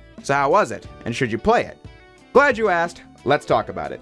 Golden Abyss begins like Uncharted 2 in that the first couple minutes of the game take place towards the end. Drake explores some temple grounds and gets blasted with an RPG, then sending us back 2 weeks to see how this story began. Although apparently it wasn't supposed to open like that originally. The tutorial of this game is just chapter 27, which was also the demo of the game. They plopped it into the opening because it was a more exciting intro than the actual opening walking and exploring segment, which was for the best if you ask me. The first 2 chapters go on for what feels like forever, but when you have an exciting hook, it's a lot easier to get through. Imagine if Uncharted 1 opened in chapter 2 instead of the boat sequence is basically what this would have been like. Speaking of that game, Golden Abyss is actually a prequel to Drake's Fortune, where he explores alongside an old friend, Jason Dante, looking for Quivera, an ancient city in Panama currently occupied by the ruthless General Guerrero. Dante is working for Guerrero to the dismay of Drake and the archaeologist Marissa Chase that Dante was also working with. Nate and Chase work together for most of the runtime to get to the treasure before Dante and Guerrero, setting up the journey of Golden Abyss. This game is an interesting tech demo for the PlayStation Vita. Just looking at the game, you can clearly see this is Uncharted. The visual presentation emulating the PS3 games is what the critics were most positive on with this game. The models and areas look like something you could get on PS3, only heavily downgraded. The lighting and visuals being the most impressive part of the experience. The light coming from the sun, the shadows, and the water especially look great by Vita standards, and I'd say they still look good now in their own merits. In other areas, you can see the Vita was limited in its ability to be like the PS3, and that it had to use Windows 7 screensaver-looking backgrounds to fill the void, and how the frame rate is not good in this. The PS3 games on their original hardware were all 30 FPS, but pretty consistent throughout. This game frequently drops below that when action is going on. Performance being one of the major areas that the Vita failed at across the board, as so many games trying to be current-gen console quality would have issues with running at a stable frame rate, while also running at a lower resolution than any console was doing at the time at 544p. Now that's still more than double what the 3DS resolution was, but again you can see the issue here with competing appeals on the Vita. It's higher res than the competition, but doesn't have games that are as good, trying to reach the resolution and quality of console games that are simply better at it. Golden Abyss also suffers from being one of those extremely gimmicky launch titles. The Vita's front and back touchpads were the gimmick of the console, and the devs did not waste one opportunity to use it. This might be one of the most gimmicky games I've played in a while. When punching enemies, you'll have to swipe the screen for dodges and counterattacks. The game introduces this charcoal rubbing system where you draw on the screen with the front touchpad. RE-styled item examinations where you use the back touchpad to twist and turn the objects and the front touchpad to clean them off. Puzzles where you spin the pieces around to find the right spot. Door puzzles where you swipe up and down and left and right until you find the solution. Drag and drop puzzles, gyro-tilted balance beams, gyro-controlled ropes, swipe-controlled grenades, swipe up to zoom in with a sniper rifle and down to zoom out. Swiping allows you to draw a path for Nate to platform on without any button presses, and a full canoe section where you swipe back and forth to move and use gyro to steer. Seriously, this game has you swipe harder than a dating app. It was my guess that Sony had really strong-armed the developers in implementing as many Vita gimmicks as possible, but there's where I'd be wrong. Upon digging into it, that did not happen. Bend Studio had the attitude of, if we aren't using the Vita's features as much as possible, why are we doing an Uncharted Vita game? And thus put in swiping and gyro as often as possible. They didn't even consider it gimmicky like many critics and fans did, since they wanted to use the Vita's features in fun ways, but across the board, critics did not care for how often this game used swiping the screen as a mechanic, considering it a major pace breaker. And to the studio's point about fun hardware utilization, personally, I just didn't think it was fun. It just felt like pace-breaking ways to do the same things that were infinitely simpler on PlayStation 3. The gimmicky nature of the game is actually worse when playing it now than it would have been had I tried it alongside the critics and fans in 2012, because, you know, with the benefit of hindsight, you see these features never caught on and are just gimmicks that take away from the core formula. But on that note, besides the new motion gimmick, it's Uncharted on Vita. It's got everything you'd expect, like climbing and jumping and punching in puzzles, finding treasures and carrying 2 guns at a time with grenades and all that stuff. It's got every major staple of the Uncharted series as you go from platforming to shootouts to those 2 things being mixed together. The game deserves props for taking the formula of Uncharted and making a full, fleshed-out entry of the series in the handheld. This is what made the game appealing back in 2012. It was a major leap for handheld gaming. The PSP largely being able to do faithful downgrades of PS2 games, and now the Vita could, mechanically at least, replicate PS3 content. There are obviously things in this game I didn't like, such as how slow it was to punch enemies, or how the level design had reverted back to Uncharted 1's philosophy of separate combat and platforming areas, thus making both a lot more bland and making the platforming feel more drawn out than it needs to be. But again, it is Uncharted on the go, and that's pretty cool in 2012. But that's where you get the biggest issue with games like Golden Abyss.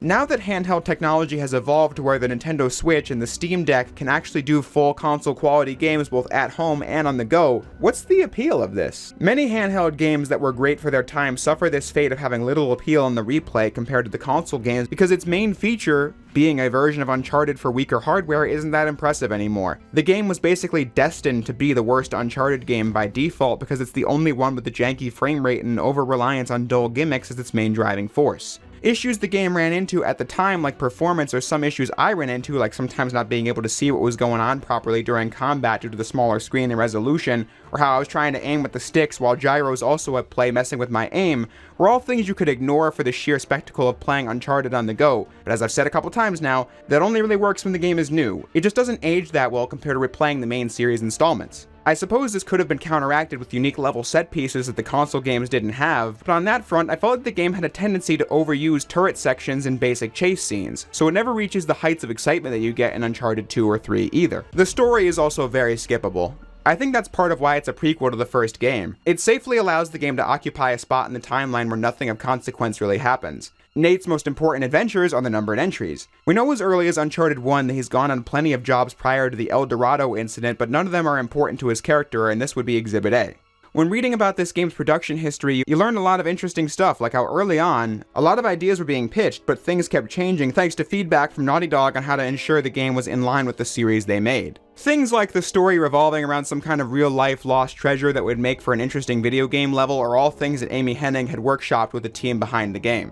They locked in the core story elements early in development to make sure they could keep a consistent production schedule and have the game out on time. Regardless of whatever rewrites they'd have to do or segments they'd add, as long as the core structure of the story stayed the same, they were in relatively good shape. I say relatively because the crunch on this game throughout 2011 to meet the launch title deadline was massive. Developers giving up weekends and holidays to finish the game and catering dinners at the office often to maximize home time. All the usual crunched dev time issues. But when looking at the writing of the final product, I don't think it's bad at all. It's a well-structured and paced story with some funny lines that are typical for the Uncharted series. I don't need Sully.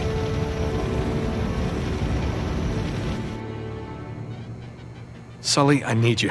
I respect how much effort went into making this story, like how they said it was difficult to balance Chase's character. Amy Hennig had warned them that writing female characters in this genre was hard because you couldn't make them too forceful or the target male audience won't like her, and then you can't make her too useless either or the target male audience won't like her. Something the developers had trouble with in focus testing because originally Chase was going to be much snarkier, but they pulled back on it for the final release. But once more, that effort is largely lost to time in a game that's story is fated to be forgotten. Many plot beats in this game feel like retreads of things that happened in previous games, like Guerrero killing his own men as a display of power just like in Uncharted 2, or Dante betraying Drake and Chase but later having to team up with you for a bit. Now I get it, the Uncharted games aren't the most original storylines of all time, they often rely on genre tropes and cliches too, but now this is a game that's doing moments that feel reminiscent of moments earlier in the series. Dante and Guerrero die in this, Chase never appears again in the series, Sully breaks an ankle but is obviously fine in Uncharted 1, so nothing really matters here, so even the story isn't a driving force this game has when considering a replay. Although credit where it's due, I feel like Sully gets more screen time in this than he did in the second game, and that's never a bad thing, he's still the best character in the game.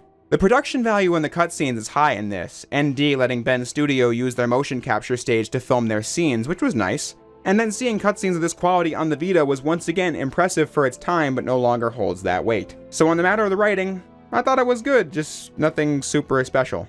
Which is kind of a shame because the game started feeling pretty long by the end.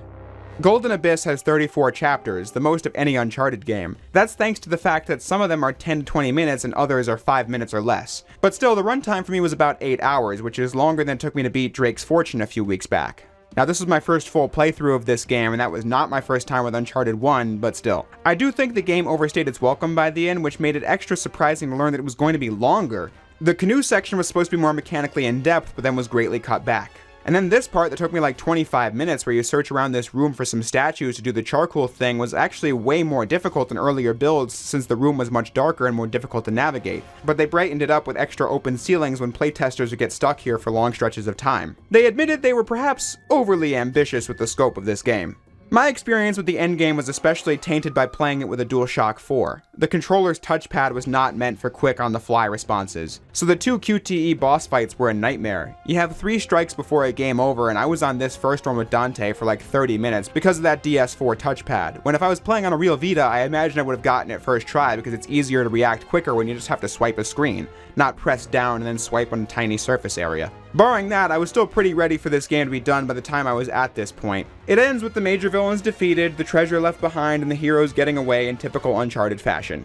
Where I was left thinking, Uncharted Golden Abyss is not a bad game. It doesn't sound like I have that many great things to say about it, but that's merely because of the fact that it achieves exactly what it set out to do. It wanted to do an authentic Uncharted game for the Vita. To that end, it succeeded. It has the gameplay, it has the same kind of structure and pacing, narrative devices, cutscene quality, music, and with features that belong on the Vita.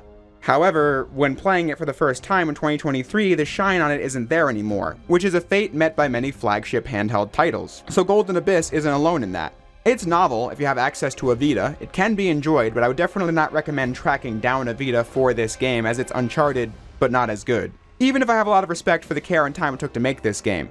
I highlighted a lot of that stuff because of the fact that I feel like every game has a really interesting story behind it, and reading up on the history of this one made me really interested in the title even if the game itself wasn't really doing that much for me. But in the end, I think this game as the Vita's flagship title shows off many of its biggest issues that I stated earlier. Its major innovations being the things that made it destined to age rapidly compared to the games it sought to be like. The previous videos have all talked about the Uncharted games in the context surrounding them, Naughty Dog, and PlayStation. This one will be no different. If you recall, it was the spring of 2013, 10 years ago now, when I first got into the Uncharted trilogy, with no idea that more was ever going to come since June of 2013 saw the release of what is probably Naughty Dog's most iconic game at this point, The Last of Us. Normally when ND started a new series, that became their focus for a while, but fast forward a few months and it's late 2013. The PlayStation 4 is out, and alongside that you have the announcement trailer for Uncharted 4: A Thief's End. I was at the middle school dance in 7th grade and I went to the bathroom, and while scrolling my phone I saw the trailer for Uncharted 4 had dropped, but I couldn't get the thing to load in the school's horrifically bad Wi-Fi connection, so I had to wait to watch it later. It didn't show anything though, so we had to wait until E3 2014 to get the proper CG trailer of Nate waking up on the island that had people convinced this was in-game graphics. But it was late 2014 when I finally got my hands on a PS4, as Uncharted 4 and Batman Arkham Knight were going to be exclusive to next-gen consoles, so I might as well get one, and use that as a chance to experience The Last of Us for the first time via its PS4 remaster, alongside Tomb Raider 2013, but I haven't played that in years. The PS4 was much different than the PS3 in that this was the console to own throughout the 8th generation, partially thanks to the fact that Microsoft dropped the ball with the launch of the Xbox One harder than I've ever seen any company do in my lifetime, giving the PS4 a huge boost. But Sony also invested heavily in first-party games on PlayStation 4. Many of those ended up being the console's best-selling games, so it was certainly a good strategy on its own merits. Advertisements for this game dominated the TV back in 2016. Even my sister, who doesn't play console games anymore, said it looked really good. Uncharted 4 was set for a 2015 release date, however it was delayed a couple times, eventually releasing on May 10th of 2016. When this came out to universal critical acclaim for pushing the video game industry further than it ever went before in terms of action set pieces, graphics, and production values,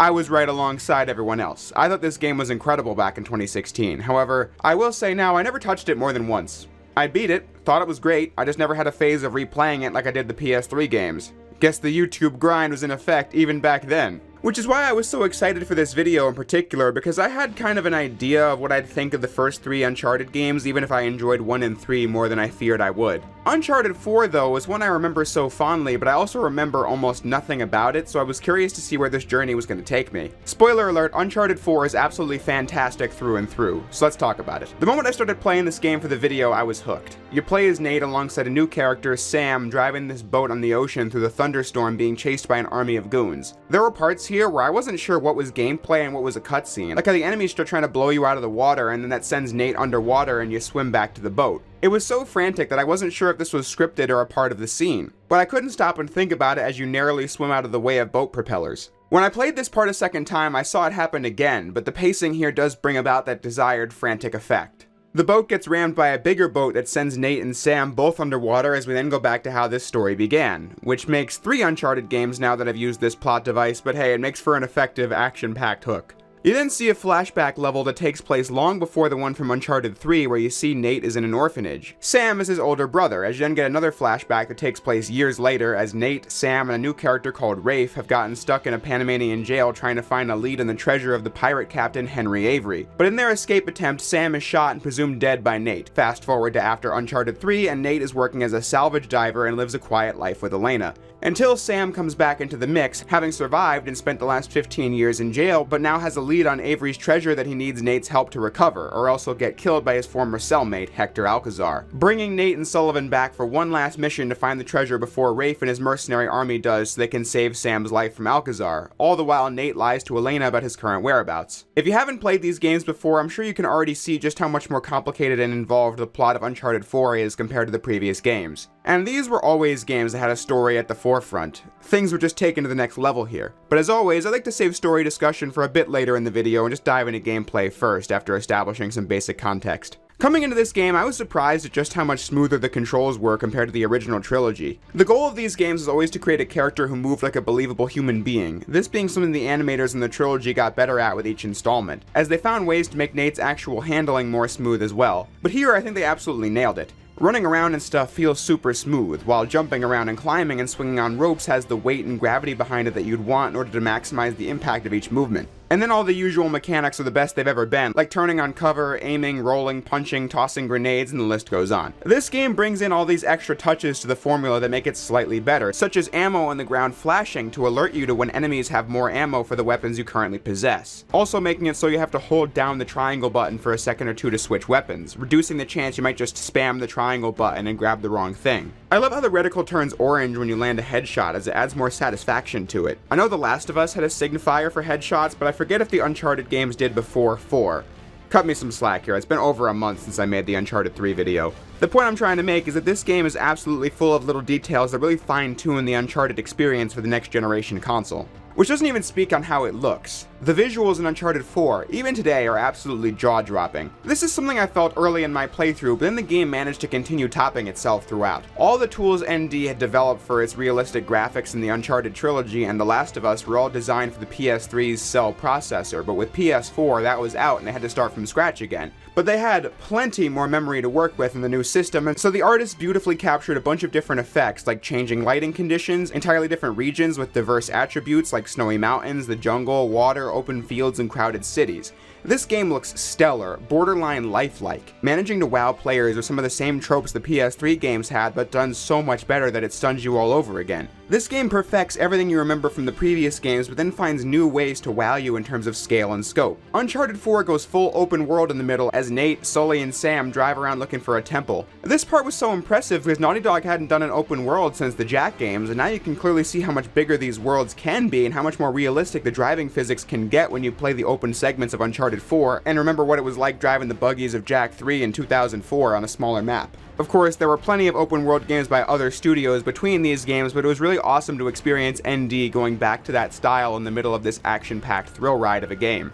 You drive around, but you can get out of the car at any time and explore caves and all these other mini objectives that have nothing to do with the main storyline. It's a pretty fleshed out open segment that is just one small piece of a large campaign. I just do not know how they pulled off having this much content on one PS4 disc. It's insane. I was playing this on the recently released Legacy of Thieves collection for PlayStation 5, which includes Uncharted 4 and Uncharted The Lost Legacy, both enhanced for PlayStation 5, utilizing the DualSense controller for features like adaptive triggers and all that. This collection also boosted the frame rate from 30 to 60, with options for 30 and a 4K resolution if that's your preference. While playing this game on PS5, you'd fool me into thinking it was a contemporary release because it's aged incredibly well visually. I kept thinking while playing, how did this not make the PS4 explode? But I decided to load the PS4 version on my actual PlayStation 4 just to see, and the result was, it pretty much did. And that was during the loading screen.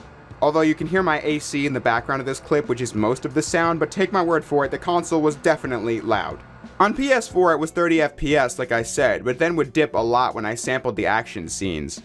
Also used this heavy motion blur trick to hide the shaky camera movements that would come from that lower frame rate. All things that I think did the game a disservice back when it first came out, but now you can play it without lengthy load screens thanks to the PS5's SSD, and without all the janky compromises the devs had to make back on PlayStation 4. And you get to soak in all those details because Uncharted 4 has much slower pacing than the original trilogy. Now don't get me wrong, when the action's up it's unmistakably Uncharted, but it's pretty clear that Uncharted 4's story and pacing was heavily informed by what the team learned while developing The Last of Us. That game, while still a TPS game like the Uncharted trilogy, was much slower paced throughout. Action scenes were more tense than exhilarating. But between those, the game spent a lot of time just developing the relationships between its characters with extended dialogue sequences. Uncharted 4 had the confidence to tell that more in-depth story because of The Last of Us. But then I was surprised to read that where Uncharted 4 got the confidence to pace out its gameplay in ways different than previous games was actually the Left Behind DLC for The Last of Us 1. I'm not reviewing that game right now, so I guess I won't go too in-depth on it, but in the foreword of the Uncharted 4 art book, Neil Druckmann talks about how that DLC was such a challenge because you had to design an action game campaign based on teen girls in a mall. Once you figure that out and find out that it's well received, then you can see how Uncharted 4 was more comfortable taking it slow, compared to the first 3 games which, even in their slower paced bits, were driving the player towards the next action scene. I was struck by this right at the start where Nate has this job as a diver and you just play his diving job, no action set piece connected to it at all. Developing his relationship with his boss, and then he goes home and you just see/play an extended sequence of his home life with Elena. And then it was absolutely glorious how the two play on their PlayStation and you play as Nate, playing a recreation of Crash Bandicoot 1 from '96 as Nate tries to beat Elena's high score. Let's just ignore the fact that that game never had a score system and also didn't run at 60 FPS, but I'm just saying, the story in game gets so much out of this slower pacing that you can just sit with the characters in moments like this. Grinning ear to ear at such a cute callback to the studio's history with this. Can't do this. It's a bandicoot. It doesn't look anything like a bandicoot. Have you ever seen a bandicoot? No, but I'm sure they don't wear sneakers. Especially since this was the first time Crash had ever appeared in a game in years at this point, which no doubt set the audience up for his return in the Insane Trilogy remake, but now I'm getting sidetracked. Uncharted 4 also gains from The Last of Us in its usage of partner mechanics. The first 3 games mostly had your AI partner characters run around and try not to get in your way. The Last of Us was similar to that, but it just made Ellie feel a little more real in how much you had to interact with her and how much she would try to help you directly. Uncharted 4 taking that and implementing it in several moments where you team up with other characters. They'll rescue you from enemy grabs, and Sam will team up with Nate in tackling guys to the ground. It uses gameplay to help the player grow attached to the other characters in the story, which is great. While I keep discussing what this game gained from The Last of Us, make no mistake, when the action is on, this is absolutely an Uncharted game at its core. Not only because of its action-packed shootouts, but also because of the trademark set pieces. 4 has the best action scenes in the series as the spectacle is at an all-time high. Like how you'll be driving and the next thing you know, the car will be over a freaking cliff and you gotta drive up the rock wall like it's Batman Forever. Or when Nate and Sully are getting chased by the enemy truck through the entire city, busting through fences and backyards. Hey, Nate. Yeah? We can never, ever come back to this city. Add it to the list. But then you're chasing down a convoy trying to get to Sam, which leads to Nate grappling onto this car and being dragged down the road as you blast motorcycles and cars all around you. Uncharted 4 never lets up with action scenes. Uncharted 2, for example, was epic for having an exploding building and a moving train, but now, 7 years later, you can just do all of that like it's nothing in addition to a plethora of other set pieces all throughout the campaign. These being the best action set pieces in the series, and this game having the most fun combat. The combat maps have increased in complexity because of the new rope mechanic. Nate can send a rope onto branches and such and swing around. This gives Nate more mobility in combat as you can quickly cover ground and get higher up with ease, which is fun to do by itself, but then is immensely satisfying as you can jump off the rope and punch guys who are on the ground. I never get sick of doing that. The rope also made platforming more interesting than it usually is in this series, as you'll be climbing from point to point like always and then break into a swing. The third act also introduces this climbing tool where you press square when jumping over rock walls to dig into the wall. Still not particularly complicated or anything, but it's just more fun to play around with and adds that extra bit of depth to the platforming. The stealth mechanics have also received an upgrade. Merely adding them made the second game feel more dynamic than the first, but 4 just makes it feel more real as enemies will spot you, but you have a couple seconds to hide before they investigate and confirm that something suspicious is going on. You can hide in tall grass and tall flower beds from enemies, and even mid-fight you can escape the enemies and go back into stealth mode while the enemies search for you, which only increases the level of high-octane gameplay from previous installments. But as I mentioned earlier in the video, Uncharted 4 didn't just ramp up the gameplay and action of the franchise, it also took the storytelling to the next level. Just looking at the production values alone, this game was the first game ND did with full performance capture. Prior to this, they just had the actors moving around in mocap suits. This game went the extra mile of capturing every facial movement of the actors in each scene. The way actors use their eyes and face to react to things just adds an extra layer of realism to the performance, which feels right alongside these supremely detailed character models built for the PS4 that have effects the PS3 couldn't even dream of, like sweat coming down the characters' faces and such. The characters looking aged up from the previous game adds to the journey we've been on with them over these last 10 years worth of games as they've gotten more detailed with each adventure. Some in the cast was also feeling now that they knew this was the last one. The actual story of Uncharted 4 being the best in the series, if you ask me. But with all this talk of behind the scenes info going on, I think it would be wrong to discuss my thoughts on the story we got without first halting the brakes in this review and mentioning the fact this is actually going to be a completely different plot at one point in its life. To take things back a few years, Naughty Dog had split into 2 divisions following the release of Uncharted 2. One team was led by Amy Hennig and Justin Richmond doing Uncharted 3. The other team was led by Neil Druckmann and Bruce Straley as they directed The Last of Us. Following the launch of Uncharted 3 in 2011, that branch of Naughty Dog began conceptualizing the 4th Uncharted for PlayStation 4 led by Amy Hennig and Justin Richmond like always. Until spring of 2014 when it was announced that Hennig and Richmond were departing Naughty Dog entirely and Straley and Druckmann were going to take on the roles of creator and game directors for Uncharted 4. It needs to be said that much of this is shrouded in mystery, and due to NDAs and all that, we might never know what truly happened here. Early reports said that Hennig and Richmond were forced out of the company, which co-presidents Evan Wells and Christoph Balestra denied being the case. I've seen conspiracy theories that Neil Druckmann masterminded the whole thing to spread the woke agenda. But to believe that, you have to be the kind of idiot who spends years of their life on an anti-Last of Us 2 subreddit. Which definitely does not exist.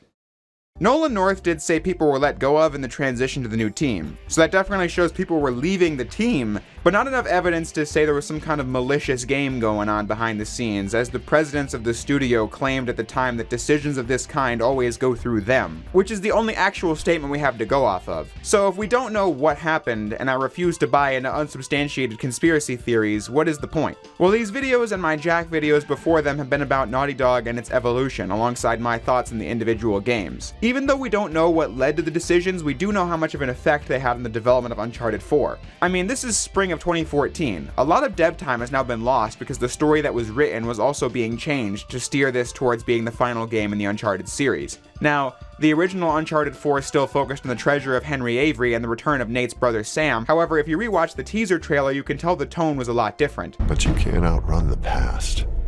And when it catches up, when all your lies collapse around you, I'll be there, sifting through the wreckage.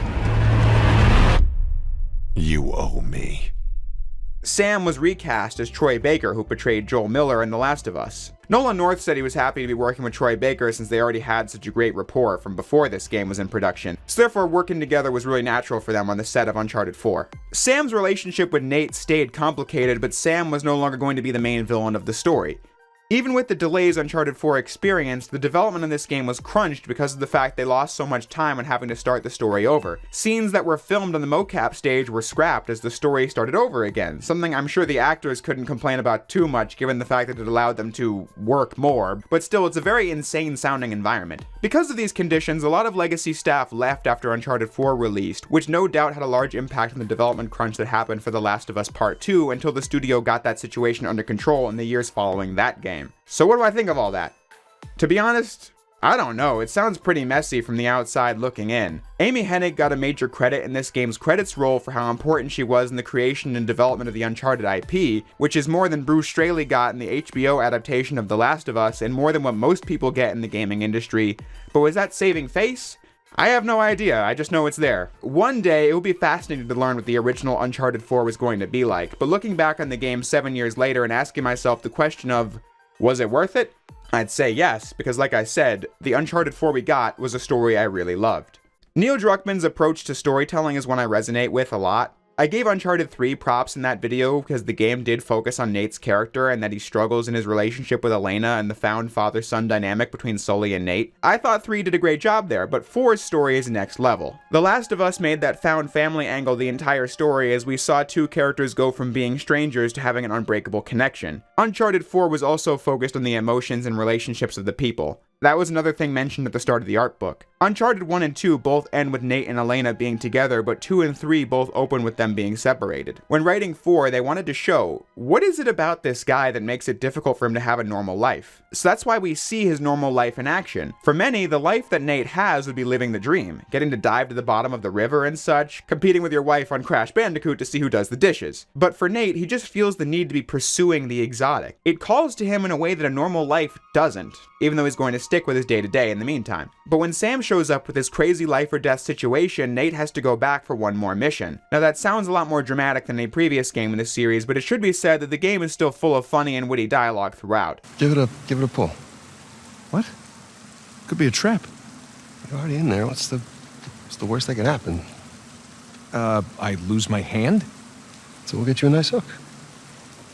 It still feels like a fun summer blockbuster, just with more meat on the bones than previous games. I really like how when Sam first shows up, you get to choose which of the 3 games in the trilogy Nate will recap to his brother, but no matter which option you pick, it always ends the same way. I mean, what can I say? Another lost city destroyed, and we made it out alive.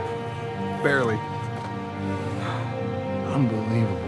The team was able to poke fun at the fact that the first 3 games were kind of formulaic. This one still has some of that in there, but also doesn't focus on any supernatural beings or enemies at all. Instead, just making the biggest moments revolve around the characters. Towards the finale, it's revealed that Sam lied about his escape from jail. This scene is really interesting to me for several reasons. First, you can see Nate stop Sam from killing Nadine, the leader of Rafe's hired army, because Nate doesn't kill people in cold blood. I always remembered this being a really weird thing to have happen because you shoot enemies constantly throughout Uncharted, but when you look back at the series, you can see, like I said in the Uncharted 2 video, that Nate doesn't do this stuff because he wants to hurt anybody, he just likes trying to discover ancient stuff, which always puts him on the path of crazed maniacs.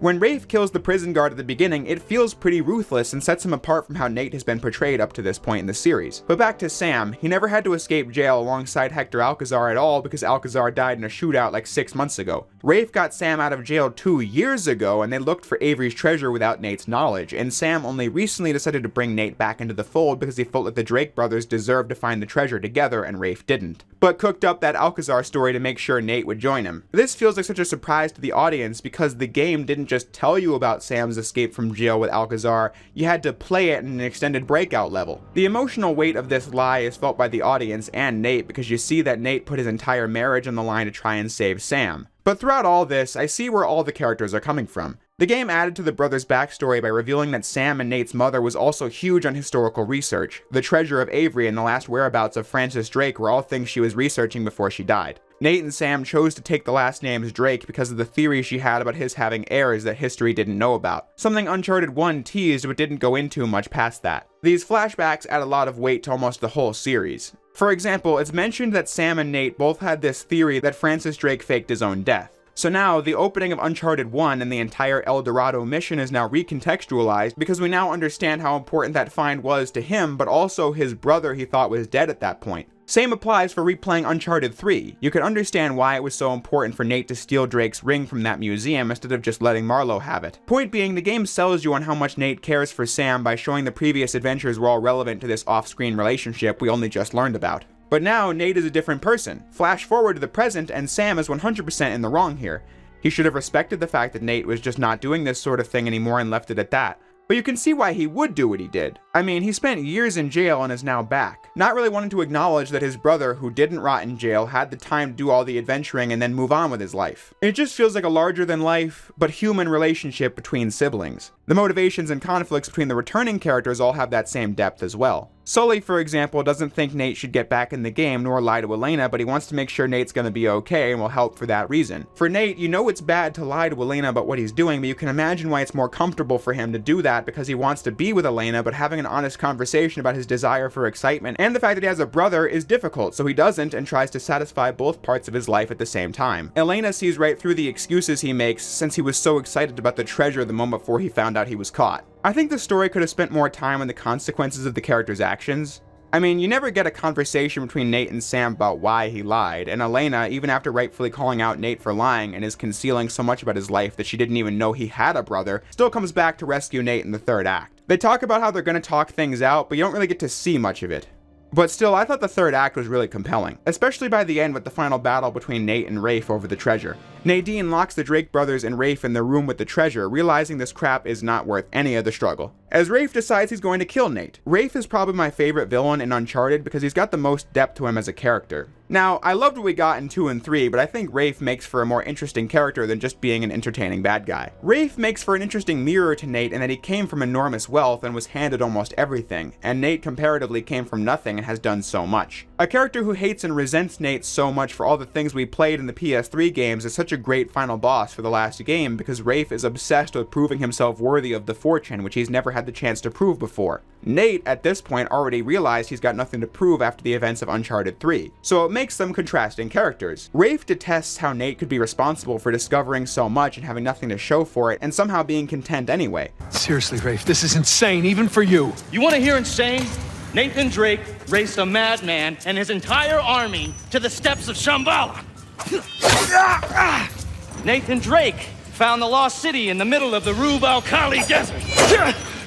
Nathan Drake discovered the fabled El Dorado. Come on, Rafe, stop. Nathan Drake is a legend. You know, I shot the man who told me that. While also discrediting the actual important things Nate has found while on this journey. I have sacrificed everything to find Avery, and I'm not gonna let a couple of stupid thieves, a senile con man, and a washed-up journalist take that away from me! Nate, after the lie is exposed and reuniting with Elena, finally sees that family is the most important thing here, and not any treasure, and that's why he fights and why he wins over the guy who can't see that. And it's that realization from Nate that allows the ending to feel earned. Elena got her hands on some of the treasure and invested it to where she and Nate could build a career together of exploring the world, entirely legally, making great finds that Nate could be excited about, that Elena could tell great stories about in her job. A win-win, a clean new start. Which brings you to the epilogue, years later, where you play as Nate and Elena's daughter, Cassie, who also likes Crash Bandicoot, although, to be honest, I would have loved it if she was playing Jak and Daxter instead, but that's just me. The game ends on the note of Cassie discovering Nate's old stuff, and they play the music cues from each of the 3 previous games with each artifact. One last hit of nostalgia before her parents explain their backstory to her, ending on this shot of a photo of Nate, Elena, and Sully following Uncharted 1, which I thought was a really definitive note to end the Uncharted series on. It brought all the major arcs of the characters to a close. It reached a point with the game mechanics to where I can't see them getting much better than this. Its visuals are still jaw-dropping almost 10 years later, so yeah. Years after the fact, I can say that Uncharted 4 isn't just great, it's honestly better than I remembered, and this is a game I have fond memories of as is, so that's saying something. I feel like Naughty Dog deciding that this should be the final entry in the series was a wise choice. It allowed them to really dig deep and think of all their best ideas and implement them in one final game that gives us closure on the series and newfound appreciation for it as a multi-game arc. It's everything a great final adventure should be. It's without a doubt my favorite Uncharted game, one that I wholeheartedly recommend to anyone who loves fun action games and entertaining storylines, which is how I'd recommend the entire Uncharted series to anyone, but this one just has it all and I really appreciate it. The game receiving the acclaim it deserved with high scores across the board and millions of copies sold, being one of the best-selling games on the console, certainly one of the best-selling exclusives, A major achievement for ND and for PlayStation, one that certainly cemented the direction PlayStation would go in regarding its focus on first-party exclusives in the coming years.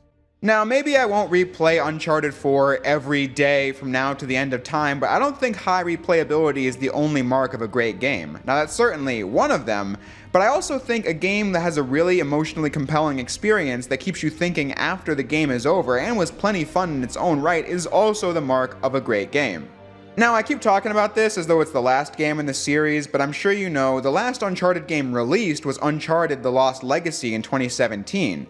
This being a game I've never played, but it was basically like a DLC installment for Uncharted 4 turned into a full game. One of my favorite memories of it is the fact that I did buy it when it came out, which might make you think to yourself, no duh, you own the game. But that fact just makes me nostalgic because of the fact that when I think back to games that came out in like 2015 or 16, they were things I had to ask for or buy with my Christmas money. Like Uncharted 4, Ratchet PS4, and Twilight Princess HD were the games I pre-ordered with my Christmas money in 2015 going into 2016. But 2017 was quite different in that as of that spring, I had finally started earning pennies for this YouTube shtick. But that summer was also the time where I was working as a camp counselor, and I'm sure you know if you've worked with kids that some days they're gonna be good, and other days they will just not be that. But the point is, I got to spend my own hard-earned money on this game, along with a bunch of other games I bought that summer that I just never touched, like this one. Like the God of War games, I got all those games like 6 years ago that summer, but then I never played them until like 8 months ago now. But today, I'm going to cross Lost Legacy from my backlog and deliver my thoughts on it. As I mentioned in passing just now, Uncharted 4 was set to get a DLC episode, much like The Last of Us did the year after it came out. Naughty Dog had considered a whole bunch of different storylines and ideas with the entire roster of characters the Uncharted series had used. Like, maybe we could do a story about Sam and Sully teamed up after the events of 4. But then that felt like it would be too close to the main storyline of that game and wanted to do something that felt more standalone. But ultimately settled on a story of fan favorite Chloe Fraser teaming up with Nadine Ross from Uncharted 4 looking for the Tusk of Ganesh in India, competing against an insane mercenary leader, Asav. They mentioned they wanted to include cameos for Chloe and Charlie in Uncharted 4, but felt like it would bloat the story and wouldn't really add anything, which I definitely agree with, so I'm glad they didn't do that, as Uncharted 3's story was already a perfect example of doing that. But anyway, in order to properly flesh out the story, the length kept going up, far longer than a typical DLC campaign, so the choice was made that it was going to be a standalone release, and thus Uncharted: The Lost Legacy was born, becoming the studio's primary focus in terms of development and marketing, even though The Last of Us Part 2 had also been revealed in 2016. 2017 was the year Bruce Straley left Naughty Dog after the trying conditions developing Uncharted 4, and it was also the year the co-president Christoph Balestra had retired from the studio as well after having worked there since Jak 2 was in development. But I don't think any of that really played much of a large factor in the development of Lost Legacy, since this one was directed by Kurt Marginac and Sean Ascage, the former of which started his career at Naughty Dog as a game designer for Uncharted 2, and the latter started as a lead cinematic animator on The Last of Us, both of them rising up the company with each project leading to this point. So needless to say, there's no crazy story with this game's development history, or so we know.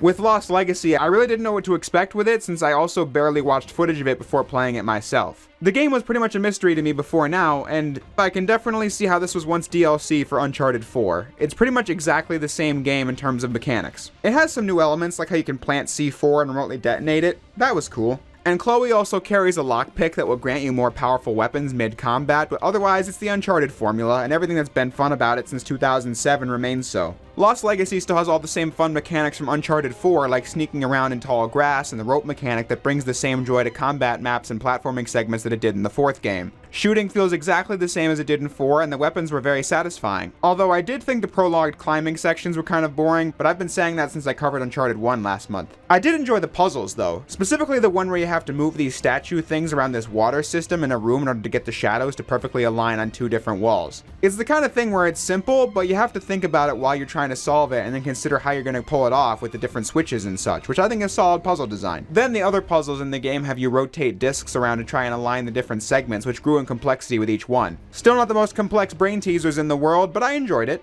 However, my overall point is that the game is definitely Uncharted 4, but more. An area this game really shines in is in its production values. Uncharted: The Lost Legacy looks stunning, even today, which I said about Uncharted 4, but then this game, I'm not going to say it looks better, but I definitely felt my jaw drop at the visuals more often. Uncharted 4 has more diverse scenery for sure, as this game mostly takes place in one location with interiors and exteriors, but the neon lights of the opening, the sun coming down in the forest, the part where the rain is dropping while the sun is still out, all these effects look fantastic. especially with hair. I look back at Chloe's design in Uncharted 2 and 3 and then see how her hair mostly looked flat, but then seeing on PS4 how they could make it more realistic, like how some strands would be flat in her neck when getting out of the water. Her character has just come to life with PS4 graphics in a way that wasn't possible on the PS3, which goes for every character of course, but then seeing a character you haven't seen since the third game makes that pretty obvious. The game's great visuals are really put on display during the open world segments. I'd say the most famous element of Lost Legacy would be the part where Chloe and Nadine need to explore these different towers in a large map. Uncharted 4 had the Savannah segment, but I honestly felt like this was better designed because you can access the map at any time with the press of a button that shows your location alongside the destinations and then provides everything that was good about the concept in Uncharted 4, like getting more dialogue from the characters or stopping to explore hidden areas for optional collectibles and such. I just found the scenery here beautiful and lifelike, leaving more of an impression on me than the open segment of 4 already did. But perhaps that's because this is the biggest part of the game and takes up a decent chunk of runtime in a game that's only about 5 hours long. In that time, they cram in everything you'd want to see, like varied combat maps and pulse-pounding action set pieces. Of course, you have the usual parts where platforms will crumble and all that, pretty typical Uncharted fare, but then you had parts that really stood out, like when Chloe, Nadine, and the returning Sam Drake are trapped underwater and Chloe has to lockpick them all out of handcuffs. They were underwater for so long that I genuinely felt my lungs start to get tight just watching it. Or how you use the rope to attach onto a chopper, or then the final set piece where they do another moving train, but now you can jump onto the sidecars and latch onto portions of the train with the rope. It's more technically advanced than the big scene of Uncharted 2. So needless to say, credit to Lost Legacy because I still felt like this game had some cool action set pieces that felt new even this late in the series. The story also benefited from the shorter runtime. The pacing in this game is naturally much quicker than any previous Uncharted game as you move through the usual beats in record time, like the moment of doubt, the reunion, the revelations, the villain gaining the upper hand, and all that. But I think it benefits because you can dive into the story without a lot of build-up and tell the story and then have it end quickly. The audience already likes Chloe and are thus interested in her solo outing the moment it begins. Pairing someone as sarcastic as Chloe with a character as straight-faced as Nadine Ross is a funny dynamic on its face, which then carries the story through the whole open world segment. There are two characters that make for an unlikely but good team-up. Unless you're the kind of freak who hates black women beating Nathan Drake in combat so much that you need to be asked to leave a playtest or having a meltdown, but I'm going to assume most of you in the audience aren't that dumb. As I was saying, the setup of the story made it easy to get into, and they quickly established that Asav is crazy but also cunning and a massive physical threat, covering every base a good Uncharted villain should have. The dialogue is as witty as ever, and the game delivers things you never would have asked for but are glad you got by the time the game was over. Like how this whole mission is important to Chloe because of her father, an archaeologist seeking this treasure in his past, it being the thing that put a bit of a wedge between him and his family. That kind of backstory explanation for a character like Chloe is something I never would have asked for, but feel like her character is better for it after having played the game. You also get Nadine Ross kind of forgiving and bantering with Sam Drake at the end, which was also nice. By the end of the game, I thought to myself, yeah, that was fun. That was a good game. When playing it for the first time after 6 years, I can answer the title of the video by saying that I actually think Lost Legacy is a better game to play now than it was in 2017. Back when it came out, Lost Legacy was sold for $40, with a pre-order bonus including the download code for Jack 1's PS4 emulation. Not that that really matters, I just wanted to mention that. What I meant to say was that this is much higher priced than any ordinary DLC episode. The Last of Us Left Behind was only $10, and Ratchet & Clank Quest for Booty was $15. But I do think Lost Legacy is worth far more than a standard DLC campaign, so it definitely warranted the solo release at a budget cost given its shorter runtime. However, if you were to ask me if it was a must-play or anything, I'd say no. I thought it was enjoyable, if not the most memorable game to ever exist, so if you had to choose between this and, say, Uncharted 4 or just the Nathan Drake collection, I'd have told you to get those other options. But now you can get the Legacy of Thieves collection for PS5 and PC, giving you the best versions of Uncharted 4 and Lost Legacy together. At that point, you might as well play it and enjoy it for what it does that's definitely worth enjoying. Overall, I don't really have much to say on this one. I suppose I could have seen this coming beforehand and made this a segment of the Uncharted 4 video, but I guess much like the game itself, it's just too big to place in the video on 4, but also didn't leave me with a ton to say about it when looking at it on its own. But I don't think the runtime of this video should be taken as a con in the game. It's fun. If you like Uncharted, you'll definitely enjoy this game as a bite-sized adventure in the series. Having said that, this does reinforce what I was saying in the Uncharted 4 video, where I said it even if it wasn't the last title released in the franchise, it's still valid to discuss Uncharted 4 as the finale of the franchise because Lost Legacy isn't a full sequel, or much of a mechanical evolution at all. Everything ND wanted to do with this series all the way back to the first game was fully realized and concluded with 4 for all the reasons I discussed last week. This is just a fun, extra adventure. But recently, Uncharted was making headlines again, as even in the wake of its successful big screen debut in 2022, Naughty Dog has confirmed that they don't plan on revisiting the Uncharted franchise. They believe they've explored all they wish to do with the series in terms of gameplay and wrapped up the story of Nathan Drake in a satisfying manner, so what more needs to be said and done? If Sony wants more Uncharted made, they can just keep making more games with different developers like Golden Abyss, but looking at Naughty Dog, I just have respect for their ability to look at a popular IP and decide they don't want to keep going and going well past its shelf life. Instead, do a run of solid games and try something new. Not every story needs to go on forever, and many don't get the chance to tell 6 stories with a definitive and satisfying ending featuring a cast of memorable characters in each one. We may not get more Uncharted games, but it's nice knowing the roster we have was extremely solid. On that note, I had a great time revisiting this series. As I said in Uncharted 1, I hadn't played any of these games in years at this point, but it's something I've loved for 10 years now. Going back to them was a lot of fun. I enjoyed Uncharted 2 and 4 even more than I ever did before. I enjoyed Uncharted 1 and 3 ever more than I used to. I finally got to play Uncharted Golden Abyss and Lost Legacy, games I probably wouldn't have gotten around to if I hadn't gotten the chance to do this retrospective. So for that, I'm happy. This series holds up quite well if you ask me. I think I may enjoy it more now than I have in a long time. Definitely have a newfound appreciation for it after looking into the various stories that shaped the iconic adventures we ended up playing, and seeing how much effort was put into these games being modern day takes on the adventure serial blockbuster mold with attention to detail including real life lost treasures and myths, pushing the boundaries of the gaming industry with each title. I had fun with these videos. I think it was a swell little retrospective, so I hope you guys enjoyed it as much as I did. Coming up on the channel is a lot of exciting stuff, which will be announced in due time. But until that time comes, I'll say what I always do. Thank you all for watching, and I'll see you next time.